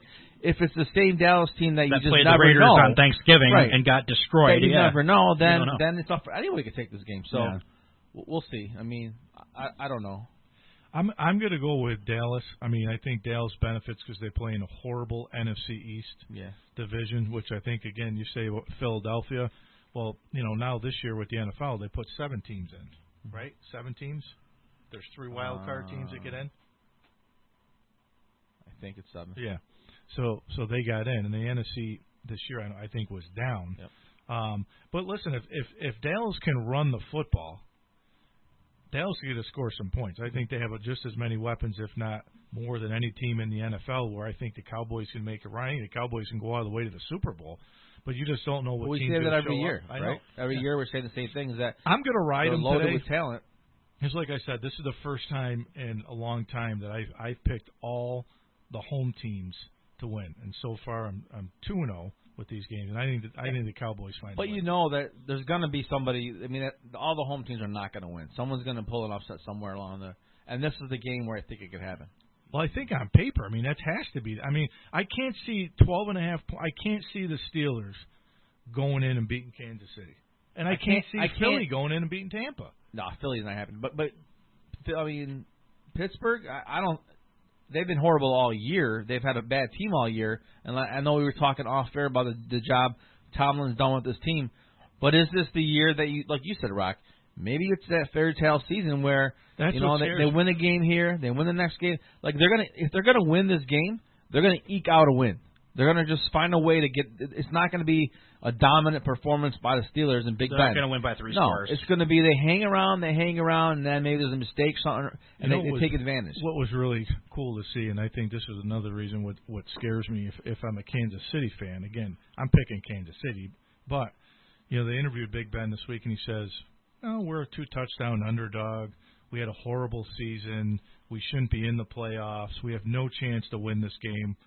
let's just go out and play and have some fun. Talk about the c'est la vie attitude right there. Exactly. So they have nothing to play. They have no pressure, no anything today against Kansas City. Andy Reid, Patrick Mahomes, they've played better this year. They're 7-2 at home, but I think all the pressure's on Kansas City just because the Steelers shouldn't be in the playoffs. You got something for me on Twitter? I got something. This has nothing to do with this. This is just funny. This is what we deal with here in What the do you morning. got? So this is the message I gave for my kids who are outside the door. Oh, Gio has a bloody nose, but we are taking care of it. Should I be worried? They haven't come in here like knocking on blood the door stains yet. all over the wall up there. Yeah, we're fine. We're okay. That's We're okay. good. You're getting a play-by-play through your phone. The part that worries me is like a crime scene. The part that worries me is we're taking care of it. Yeah, what does that mean? What the hell does that mean? They're shoving papers up there. They're good. They're fine. So you guys, we all Mom rolling just called with Kansas 911. City? Anybody rolling with Pittsburgh today? Does anybody think I'm they not. can pull this I'm off? not. Statman, you're kind of shaking your head. You think they can do it? Nah, I mean, as much as it would be great to say, yeah, I would want to pick Pittsburgh in this game. I just don't think they have enough. I mean, they're playing with house money, but yeah. The only Chiefs fan I know is Akko. Yeah, I know. You're right. Yeah, Big Ock's a big Kansas City fan. Yeah, he's so the only one I know around here. Yeah. He'll probably have the Kansas City closed on today. Oh, sure. Who are we talking? My neighbor. His neighbor. You know who the other big Kansas City fan is? Is the weightlifter guy, Kingwater. Oh, Dave's Kansas City? I didn't know that. Yeah. I thought he was going to say Marty Patain. Marty Patain. I was like, who are you talking about, Dave? But I want to give you these teams, guys, and I gave them from 14 to all the way number 1, and let me know your thoughts here as I go through them. So 14, we're just talking about Pittsburgh. I got the Steelers at 14, and I do want to say I've never been a big Mike Tomlin guy. I don't dislike him. I don't like him. I've always respected him, and I know the players around the league respect the hell out of him as a football team, and I think a lot of teams have overlooked him. But I think he's if it's not Mike Vrabel as the coach of the year, I think it's Mike Tomlin. It depends what you're looking at. I think if you're looking at a guy who's had nothing really and made him a contender and put him in the playoffs, you got to go with Tomlin. But I think what Vrabel has done with that Tennessee team, I mean, I didn't expect Tennessee to be this good. Me neither. So I think it's a toss-up. I think it's always hard when you look at a team. I don't know. I think Tennessee is a resemblance of their head coach. Yeah, I agree. He's hard-nosed. He's tough. Yep. And if you look at their style of play since he's been there, now it helps they have Derrick Henry. Exactly. But even when Henry went down, they still run the football. Ryan Tannehill doesn't make many mistakes. They play great defense. Yep. And that's Mike Vrabel. And I think the Steelers are the same way. But you got to look at both teams and see, how they got to the playoffs. I mean, did the Steelers get to the playoffs because they're in a weaker division than Tennessee? Is that how did they get there? If anything, I think their division's harder than Tennessee's because look at they had you got I Baltimore. think the extra teams this year, Cincinnati and Cleveland, the extra they beat teams, each other up. Yeah, I mean the division was tough because the Bengals got in. Cleveland was a little bit down this year. You have Baltimore. I mean, it's always a tough division. Baltimore's a little bit down, but I think the extra teams that got into the playoffs this year helped. Yeah, because I don't think Pittsburgh would have got in if they didn't get the help. Right. And actually, if the coach for the Chargers didn't take that timeout, didn't call a timeout, the Raiders probably kneel on it, and they both go to the playoffs, and we're not even talking about Pittsburgh in this game. But I have Pittsburgh at 14. 13, I got the Raiders. Again, we've talked a little bit about Coach Piscascia. And you say you got Pittsburgh in this game? No. I'm just ranking my teams. Okay. I had you said you got Pittsburgh. Pittsburgh at 14. I had the Raiders at 13. At 12, I got the Eagles. And the thing is with Philly, some people, the question mark was, can Jalen Hurts win you a game? Is he a starting quarterback in the NFL? I think he's been better. Yeah. And I think Coach Sirianni has done a great job developing him week over week. But again, if they're behind, is he going to be a quarterback, kind of like a Mac Jones, that can throw it 30, 40 times a game and win you a football game? Yeah, see, I don't know. I'm not a believer in Jalen. Anyway. Yeah, I'm not a believer in Jalen Hurts as the future of that team. Honestly, I think he's I don't know. I think you might get him for a couple of years, but I don't think he's going to be the guy. I don't think he's going to be the guy that leads Philly to Super Bowls. I mean, he does. I I find it remarkable about what he's been able to do with like the little tools that he has at his disposal. I mean, he doesn't really have any outside weapons. No. I mean, most of the running game is on him and making plays with his legs. So I mean, they're in a tough spot. I mean, I think Jalen Hurts has the potential to be a good NFL quarterback down the road. It's just, I mean, it's just really too early to tell. But good NFL quarterback versus I'm going to lead my team or put my team in contention for Super Bowls. There's a difference there. There's a lot of good quarterbacks in the NFL who are just not going to lead their team to the promised land. And isn't that what every team in the NFL is trying to do? Right. I mean, I agree with that. But, I mean, you've seen it in the past where you have a quarterback that is good, serviceable, i.e. a Brad Johnson, get to a Super Bowl and win a Super Bowl. Sure. I mean, with Tampa Bay. So, I mean, it's you know what the you problem don't have to is, necessarily though? be flashy and, like, lead the league. Here's in the stats problem, I think, in the NFL, and I think us as fans, and I even think people in the media do this too, is it's okay to be a good player in the NFL. We just always judge people off of, all right, Patrick Mahomes. How many Super Bowls? Well, you can say Patrick Mahomes. You can say the Aaron Rodgers and the Tom Brady's. Some of those guys are a once-in-a-lifetime type player that's going to come through. But it seems like, I agree with you. I mean, good in the NFL is awesome. It's great. But I think now you're seeing so much being put on the quarterback that teams that really want to be Super Bowl contenders need to have that elite quarterback now. Without a doubt. You know what I mean? I mean, every time you're talking about, just if you were to rattle off teams right now of who has a chance to win a Super Bowl, you know, you're talking about Green Bay. They have a solid quarterback. You're talking about Tom Brady. You know, all these teams that have Joe Burrow in Cincinnati. You got Justin Herbert with the Chargers. That's a good young quarterback. I mean, Bills fans with Josh Allen. You know, so I think you're 100% right. These teams that have, let's say, good quarterbacks are good to win games and good to get you to the playoffs, but I think they're not going to get you.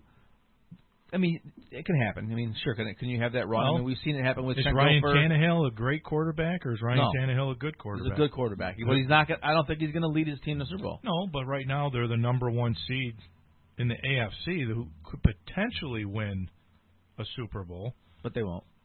But we'll see. But I think you're right. It's all built around if you have the quarterback. That's the crown jewel. Yeah. You know, it's like if you want to be a contender in this league, you got to really invest in. And I think that's why you see every year, how many times do you see quarterbacks going early in the draft, taking a chance on these guys and stockpiling their roster with quarterbacks because you never know who that guy might be. I mean, look at the Colts this year. They invested in Carson Wentz. Mm-hmm. They couldn't beat Jacksonville to go to the playoffs, and now they're talking he might not even be the guy next year. What happened to him? I don't understand. You go from a team. I don't think he was ever a great quarterback. I think he was in a system with Doug Peterson in Philadelphia, got hurt. Nick Foles came in, took him to the Super Bowl. I don't think he's ever been a great quarterback. I think he's been another one where I think he's a good quarterback with a lot of talent. But he's had some injuries that have held him back over the years. But it seemed like he was one of those guys that I thought he was one of those guys that was good and would have had the potential to be great. But he just went from good to like not. I mean, falling off the face of the earth now almost. Well, he turns it over. Yeah. Some of these guys, I mean, Daniel Jones, every time these guys get hit, they drop back to pass, they fumble. Yeah. And Carson Wentz, unfortunately, has been one of those guys that he's been a turnover machine here. But number 11 for me, I got the Cardinals. For me, and I think that with all the talent they have, they're 1-4 in the last 5 games. I think they lose Monday night, but Kyler Murray. Kingsbury bet on Kyler Murray to fit his offense. That's kind of what I wanted to say when you brought up Arizona, because I've heard a lot of talk about this, and I don't know because I'm just not sure that Kingsbury is not as great of a coach as everyone's making him out to be. Is that true from a coaching perspective? Do you agree with that? I think when he came from college, he was that young offensive guy who. He wanted Kyler Murray to fit kind of his offense when he was in college. He wanted to bring that West Coast offense to Arizona. The knock on him has been every year since he's been in Arizona, they start off really good. Yeah. They falter down the stretch. They can't finish games. And this year now, down the stretch, they're 1-4 the last 5 games. A lot of talent. I'm not sold on Kyler Murray. Yeah, see, I don't think they make a big run in the playoffs, too. I think they're... I think he's another one. I think you'll see him back in the college game. In college? I think he's like a Lincoln Riley type guy. I think he's a better college guy than he is. But listen, everybody that says that, to go from college to the NFL, we've talked about. I mean, Urban Meyer couldn't do it. Cliff Kingsbury's won in 2-3 years he's been in the NFL. He's won games. But is it because he brought a style that nobody really saw yet? So like in the NFL, you always see something new comes. They win for a while with that new style until the coaches figure it out. Because the NFL coaches are the smartest of the smartest. Yeah. The same thing with the K-Gun, not the K-Gun, the offense they were running a couple of years ago. Miami was running it. But here's what I'll say to that. Wildcat. That worked for a little bit, and then it was it. I think that teams have figured out Lamar Jackson, but that doesn't mean teams are going to stop Lamar Jackson. Right. I think teams have figured out Patrick Mahomes. I don't think they're going to stop Patrick Mahomes. You know what I mean? Like, I think teams have figured their style out. Right, and I don't think you ever stop. No, but I think that. All right, the whole coaching thing. Let him beat you. If Mahomes is going to beat you by himself, fine. But we're going to stop these other things because we can't ever really stop Mahomes. We can try, but we're going to take out his other his weapons and see if he's going to beat us, Mahomes is going to beat us, not Kansas City. Well, listen, if Arizona wins, I mean, this will be the third time the Cardinals have played the Rams. And I think they've split, but I think the last time they played, I think the Cardinals got hammered. Yeah, see, I think the Rams. I agree with you. I think it's an early out for Arizona. I do too. Whether they get past the Rams, but they could be a team that if the Arizona team that showed up early in the year gets hot, they have the talent on offense and defensively they're not too bad. But I had them at number 11, and then at 10 I got San Francisco. And again, I think this is a game, as we talked about, if Jimmy G can play well. And how about the pressure that's been on Jimmy G? Oh, yeah. Trey Lance, they draft really high with the third pick in the draft? Yep. Mm-hmm. And that's all you hear in San Francisco is Trey Lance is your starting quarterback of the future? Mm-hmm. Guess what? I don't think Jimmy G's going not away so anytime distant soon. Future. No, sir. No. It'll be a while. But too, is we're saying I think San Francisco will have a chance. See, I think at number 10 you have. I mean, I like to see who you have in front of them because I think that might be, a little too deep.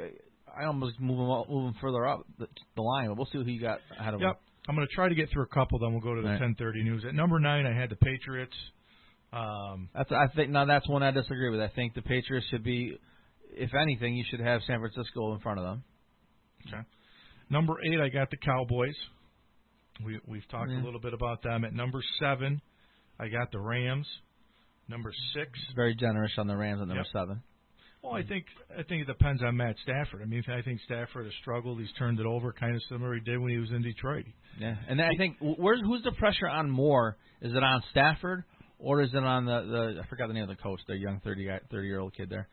Whatever his name. McVay. Who's the pressure on more? Him I or think Stafford? It's Stafford. The only reason why I say it's Stafford because I think not knocking your Lions, Statman. So don't take this the wrong way. This is the most talented roster that Matt Stafford's ever played with. I mean, agreed. I'm not even going to. He's got weapons all over the place on offense, and I also think that this is probably the best defense that's underachieved that they have. They have two of the best pass rushers in the game. They have arguably some of the best players in the secondary. Right.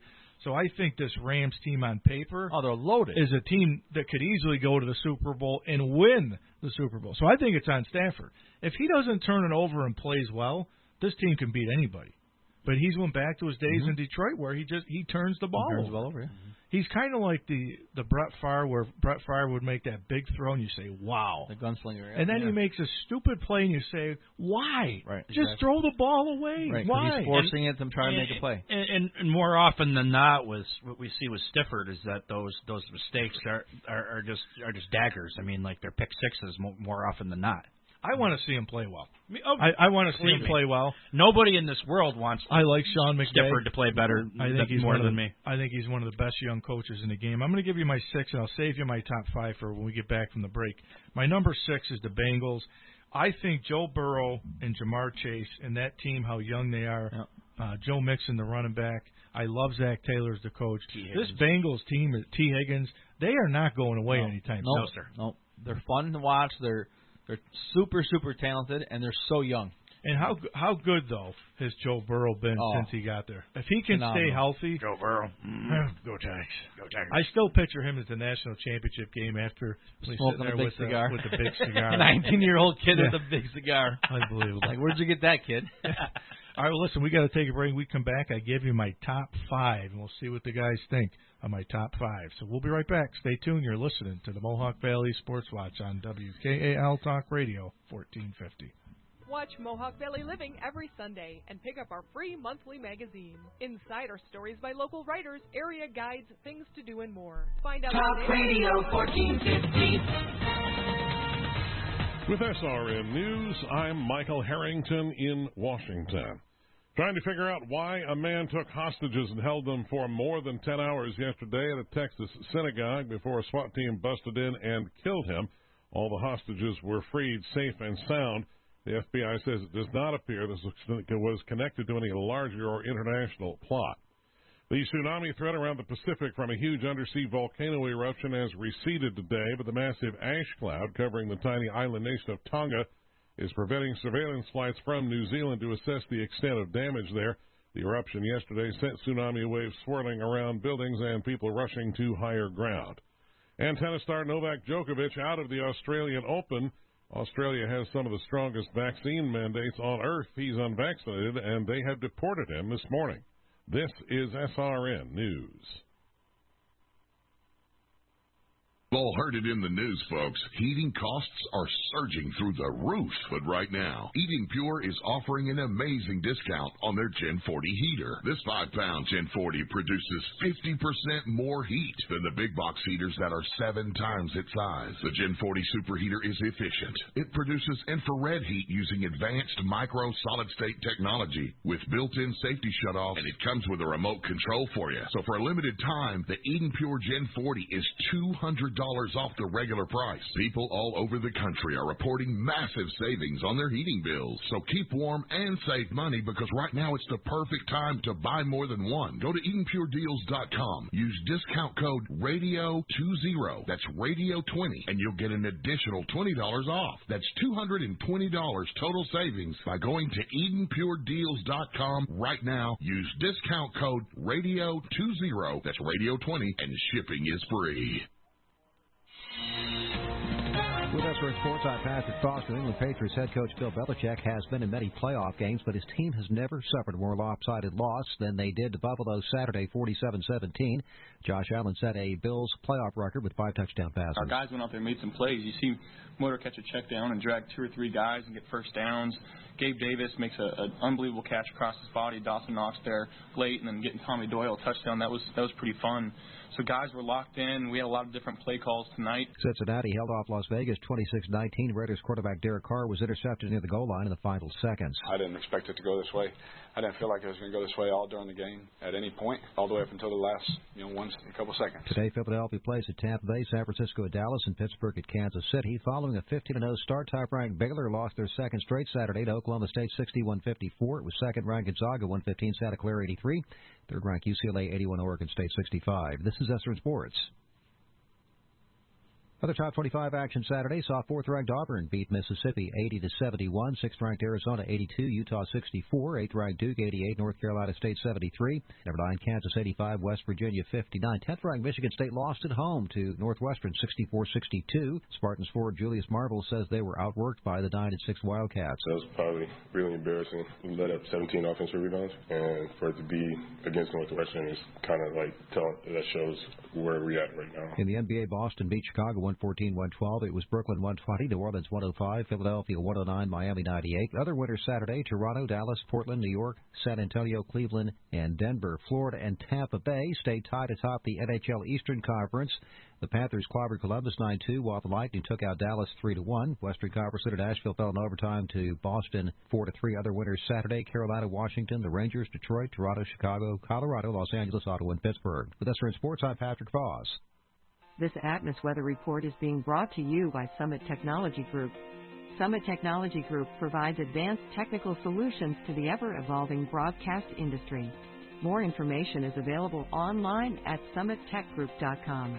8 to 12 inches of snow late this evening through late tomorrow night. Roads will be slippery. Currently -8 degrees in Rome. Here is your WKAL 1450 AM, 103.3 FM Utica Rome Metro weather forecast for Sunday, the 16th day of January. I'm meteorologist Charles Dixon.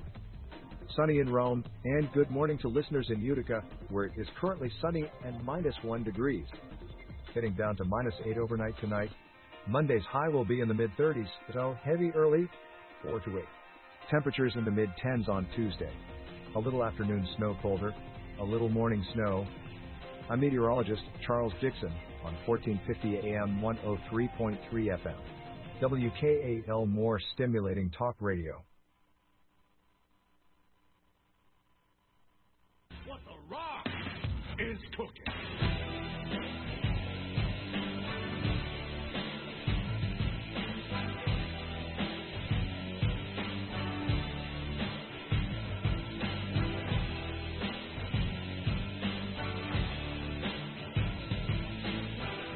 Welcome back to the Mohawk Valley Sportswatch. Thanks for making us part of your Sunday mornings here now from 9 to 11. Kind of getting adjusted to the Sunday mornings. The first week we had it, it's still my really alarm didn't go off. It's still really different though because I'm so used to Saturdays, obviously. Yeah. So Well, yesterday I was up and I'm like, yeah, it's weird. yeah, go to the radio station. Well, it's weird because like Saturday it was just part of my routine, right? So that first week we did it. That was the week we had the ice storm. So even if I got up, I wasn't coming. Yeah. But I set my alarm purposely because I knew I would forget on Sunday. So I set it on Saturday for Sunday, but I set it with a Saturday date. Oh, jeez. Well, the stat man went to church and went home. I was actually halfway to Osceola by the time I realized, like, oh, wait a minute, we're doing the show on Sundays now. Wait, so I had to turn. No, it was him and Nick, him and Coach Medicis. Oh, that's right. And so like I came in, it was like 10 after 15, like quarter after. But that was it was like an ice. Because I was like I didn't even think anything of it. I'm like, okay, I'm after church. What do I do normally after church? Was that last week? It was ice. It was last week. Yeah. Also, the first week I slept in. Yeah. Yeah. So must be nice to sleep in. My daughter's in my bed every night. Well, like I said, I'm like the celebrity here, so I can just come in whenever I want. I was complaining. You guys didn't hear. I was complaining during the break that I had to get up and go get water. Mm-hmm. I mean, I'm like the radio personality. Shouldn't water be sitting in front of me? I still have my coffee, but it's always so dry. Next week I want water, and I want red M&Ms. Not just any water. I want, like, Fuji water. Ooh, that's good. I like that. Or Fuji Pellegrino. Water. Fuji's good. Yeah, I like San Pellegrino. That's really where good. do they get the Fuji water from? Hawaii. The island of Fiji. Seriously? Yeah. Oh yeah, it's Fiji water, right? Oh, it's Fuji. Not Fuji. You're thinking that's Japan. We're thinking of Mr. Fuji. Mr. Fuji from one of the great managers of the WWF. Well, listen, next week I want water from Fuji, not Fiji. Go find water from Fuji. Okay. Whoever's in charge of the celebrities here. All right, let me get back. Here's my top 5. At number 5, I have the Titans coming in at number 5. All right. Number 4, I got the Buffalo Bills. They make you want to shout. Let's wait until he finishes the rest. At number 3, I have Kansas City. Mm-hmm. At number 2, I have Tampa Bay. And my number 1 team, the Green Bay Packers.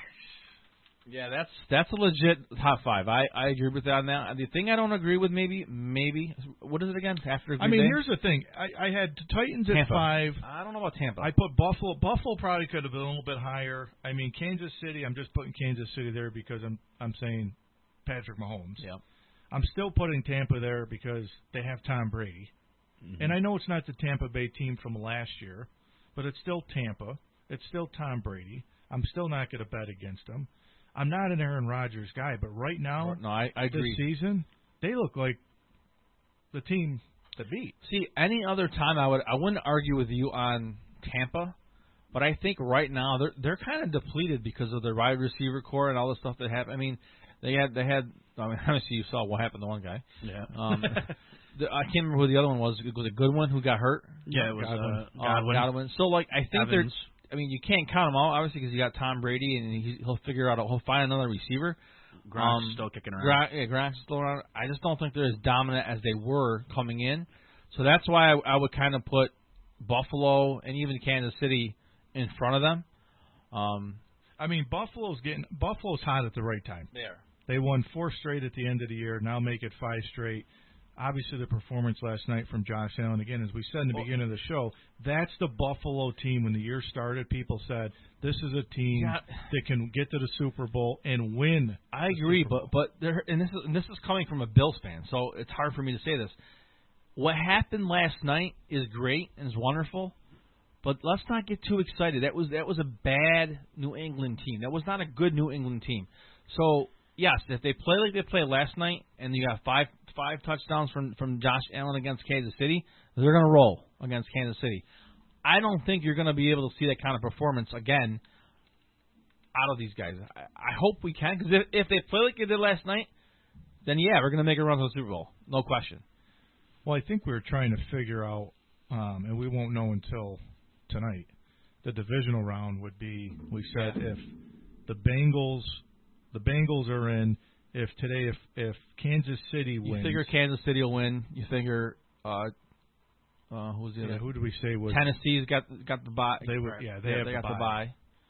So it'll probably be Bengals, Kansas City, and Buffalo. No, not Buffalo. No, it'd be the other way around. It'd be Buffalo, KC, Bengals, Titans. Yeah. Which, I mean, listen, Kansas City, the Spagnuolo defense, the defense has been better. Yeah. They started off horrendous. They couldn't stop anybody. Right. Mm-hmm. Kansas City, that offense looked sketchy at times. Now they're playing well. You were talking about the quarterback. Mm-hmm. It's still Patrick Mahomes. Right. Tampa Bay, it's still Tom Brady at age 44 that's thrown for 4,000 yards. Right.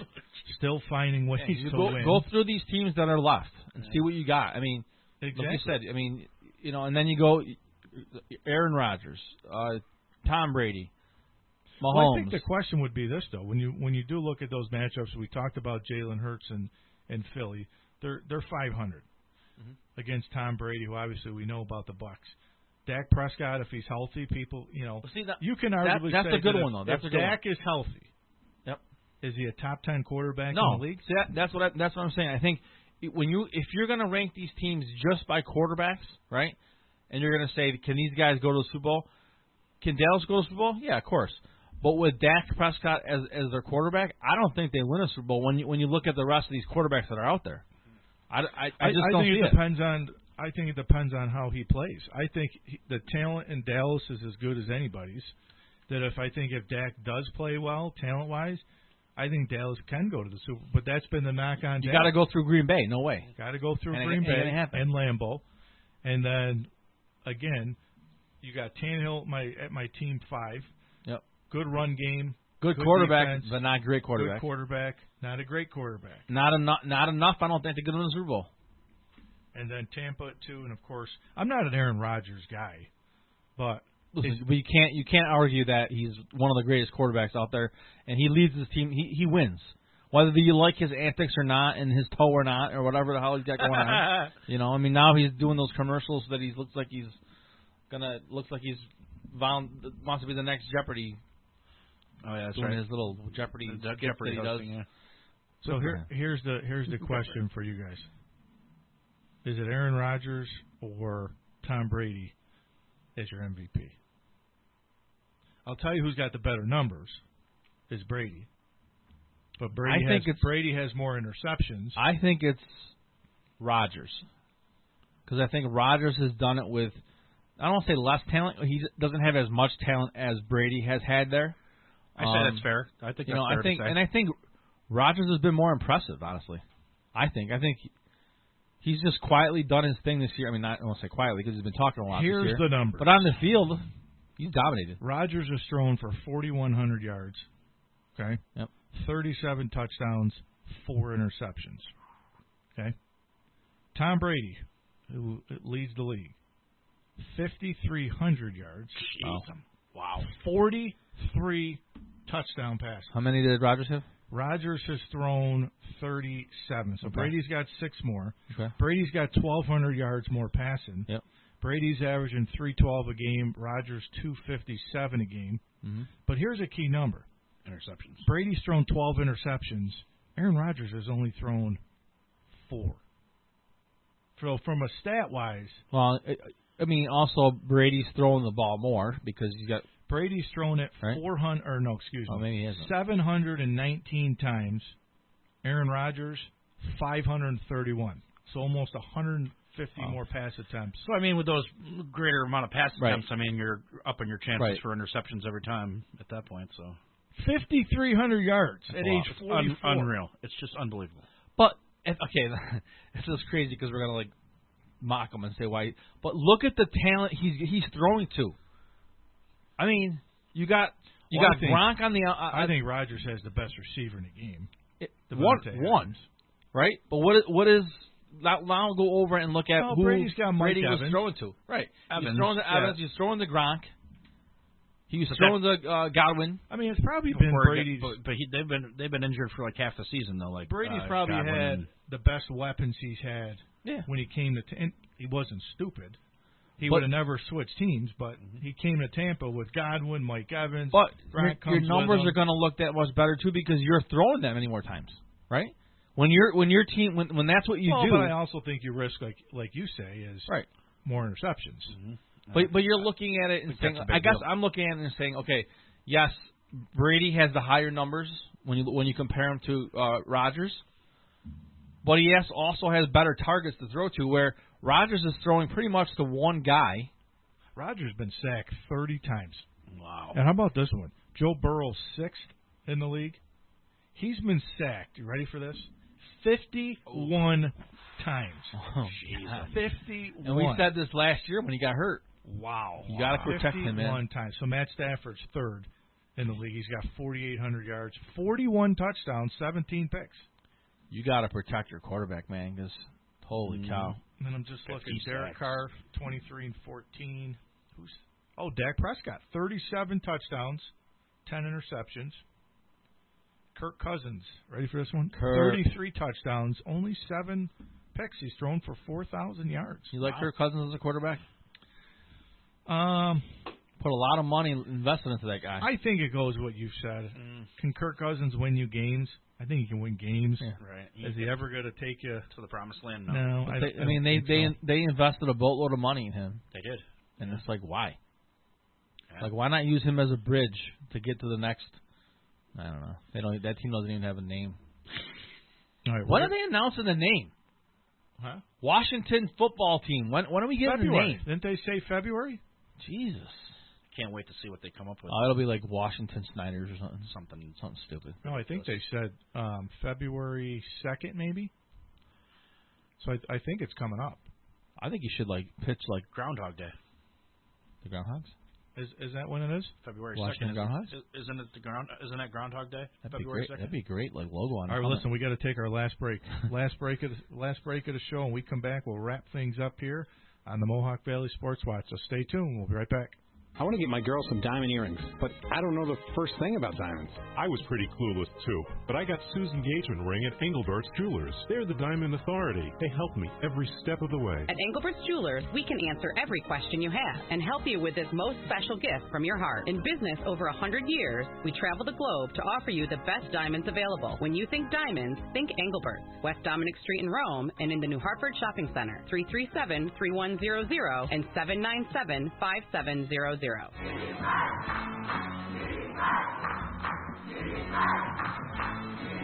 Hey everybody, this is the coach from the Mohawk Valley Sports Watch. Join myself, Pete Pagsman Pagliaro, the coach Nick Medicis, and the Statman Eric Coleman on our new day as we move to Sundays from 9 to 11 on WKAL Talk Radio 1450 and 103.3 FM. Hi, I'm Avina. I'm 7 years old and I'm blind. I love gymnastics, piano, public speaking, and riding on the tour bike with my dad. You can help me live the life I want. Help Ravina and other blind people by making a tax-deductible donation of your used car, truck, or almost anything with wheels to the National Federation of the Blind. Your donation will ensure a brighter future for blind children and adults. Just call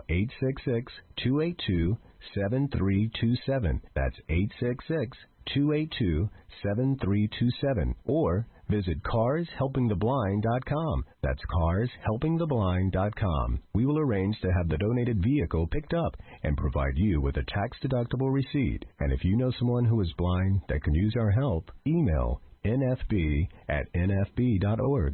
Blindness does not hold me back at all. Donate today. You can listen to WKAL on almost any device imaginable. Our website, WKAL1450.com, and our Facebook page, WKAL1450, has all the information. And now you can listen to us on your Alexa device. Alexa, tune in WKAL. WKAL from TuneIn. WKAL is everywhere. Around the region at 1450 AM and around the world on your Alexa device and WKAL1450.com. This is Coach Big C, and you're listening to the Mohawk Valley Sportswatch on WKAL 1450.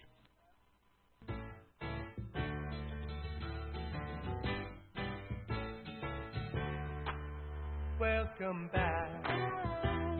Your dreams were your ticket out. Welcome back to that same old place that you laughed about. Well, the names have all changed since you hung around, but those dreams have remained and they've turned around. Who'd have thought they'd lead you? Who'd have thought they'd lead you? Back here where we need you. Back here where we need you. Yeah, we need him a lot, 'cause we got him on the spot. Welcome back. Welcome back. Welcome back.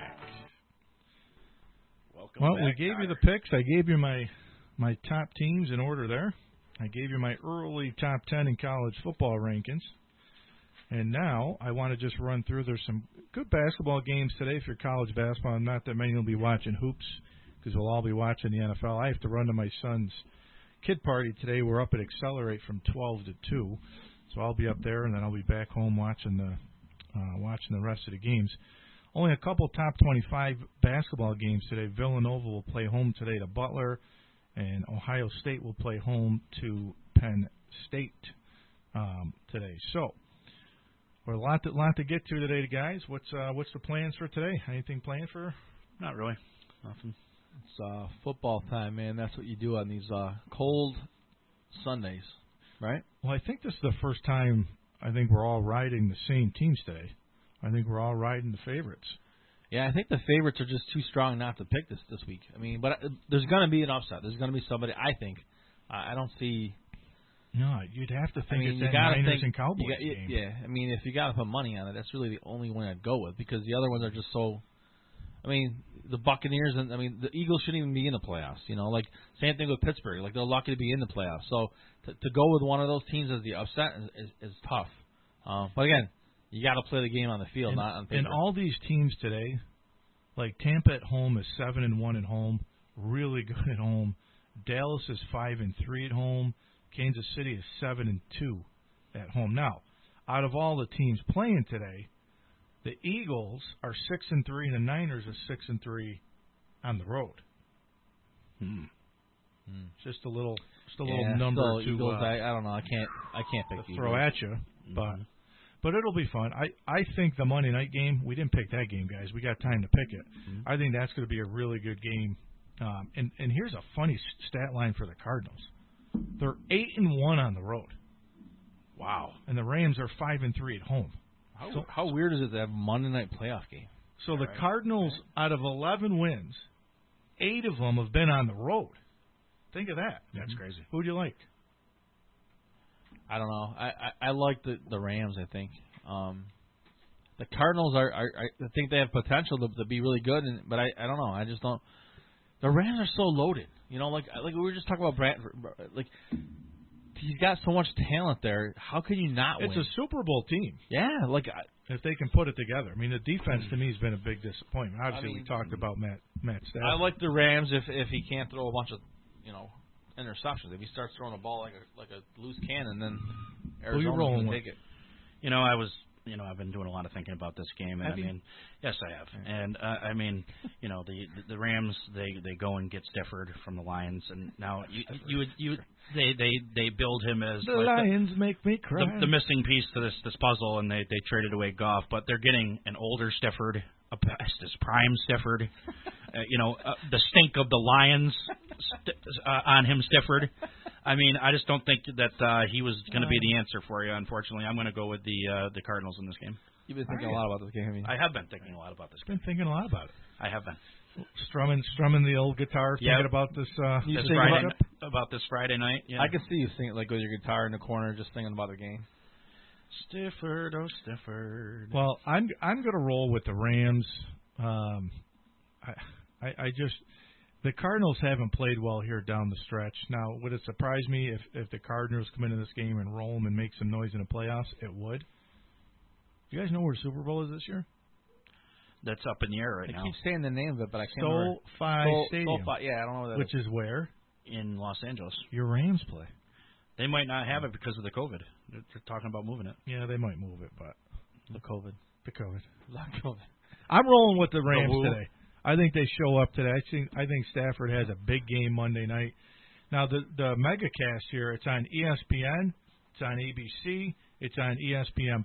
I think Dan Orlovsky and some of the college guys have this game, too. Don't they have the Nickelodeon thing going on, too? They got the Nickelodeon one today, too. That's today, I think. I believe. Oh, wow. Listen, I love what they're trying to do to, like, track the kids and everything, but, like, keep this crap off my TV when I'm watching a football game. Do you remember, was it last year, the Super Bowl, when they had it on the Nickelodeon? Yeah, they station? had the slime thing we watched it. It was kind of cool when they scored a touchdown. They spiked it. I didn't like it. They got slimed. I didn't like it. I always wanted to go on Double Dare. Me too. Oh, that would have been awesome, yeah. Me too. I like the game. Dare, do you want to take the or physical the challenge?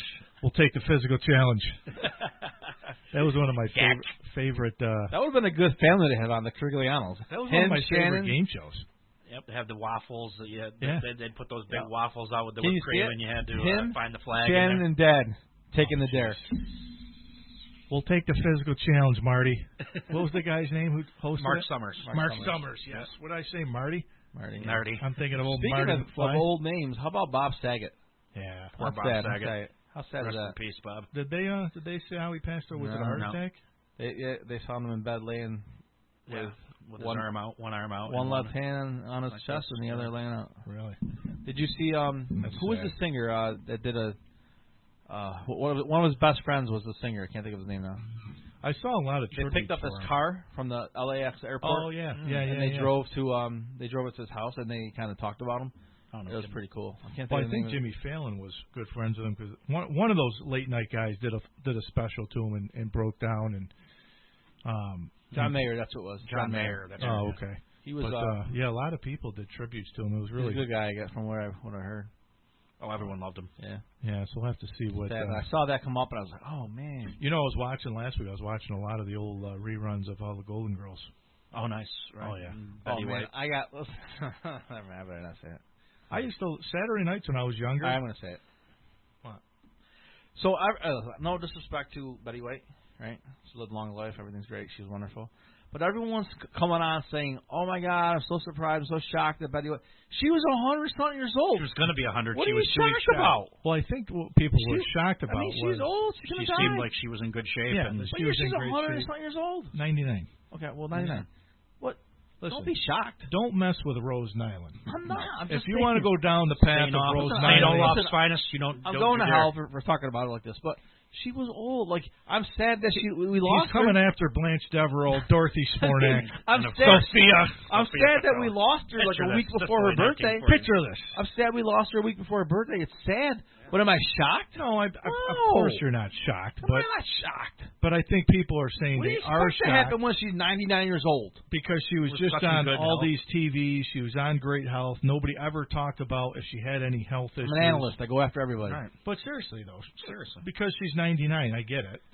But there was never any health issues that were talked about in the media. Eventually your battery runs out.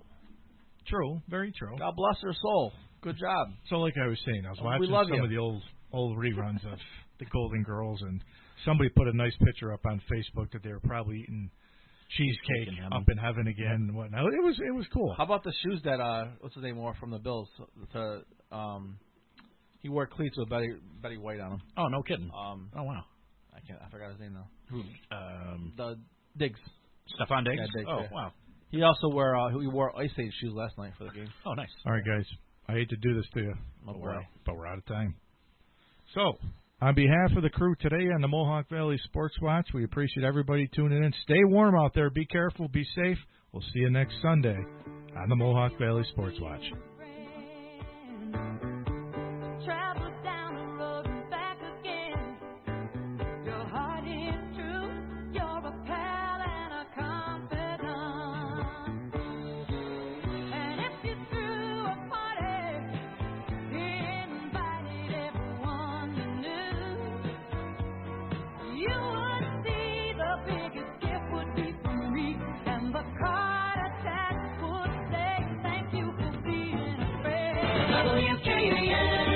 Talk Radio 1450 AM, 103.3 FM, WKAL, Rome, Utica, Syracuse, New York. The time now is exactly 11 o'clock. News this hour from townhall.com. I'm Michael Harrington. A man held hostages more than 10 hours.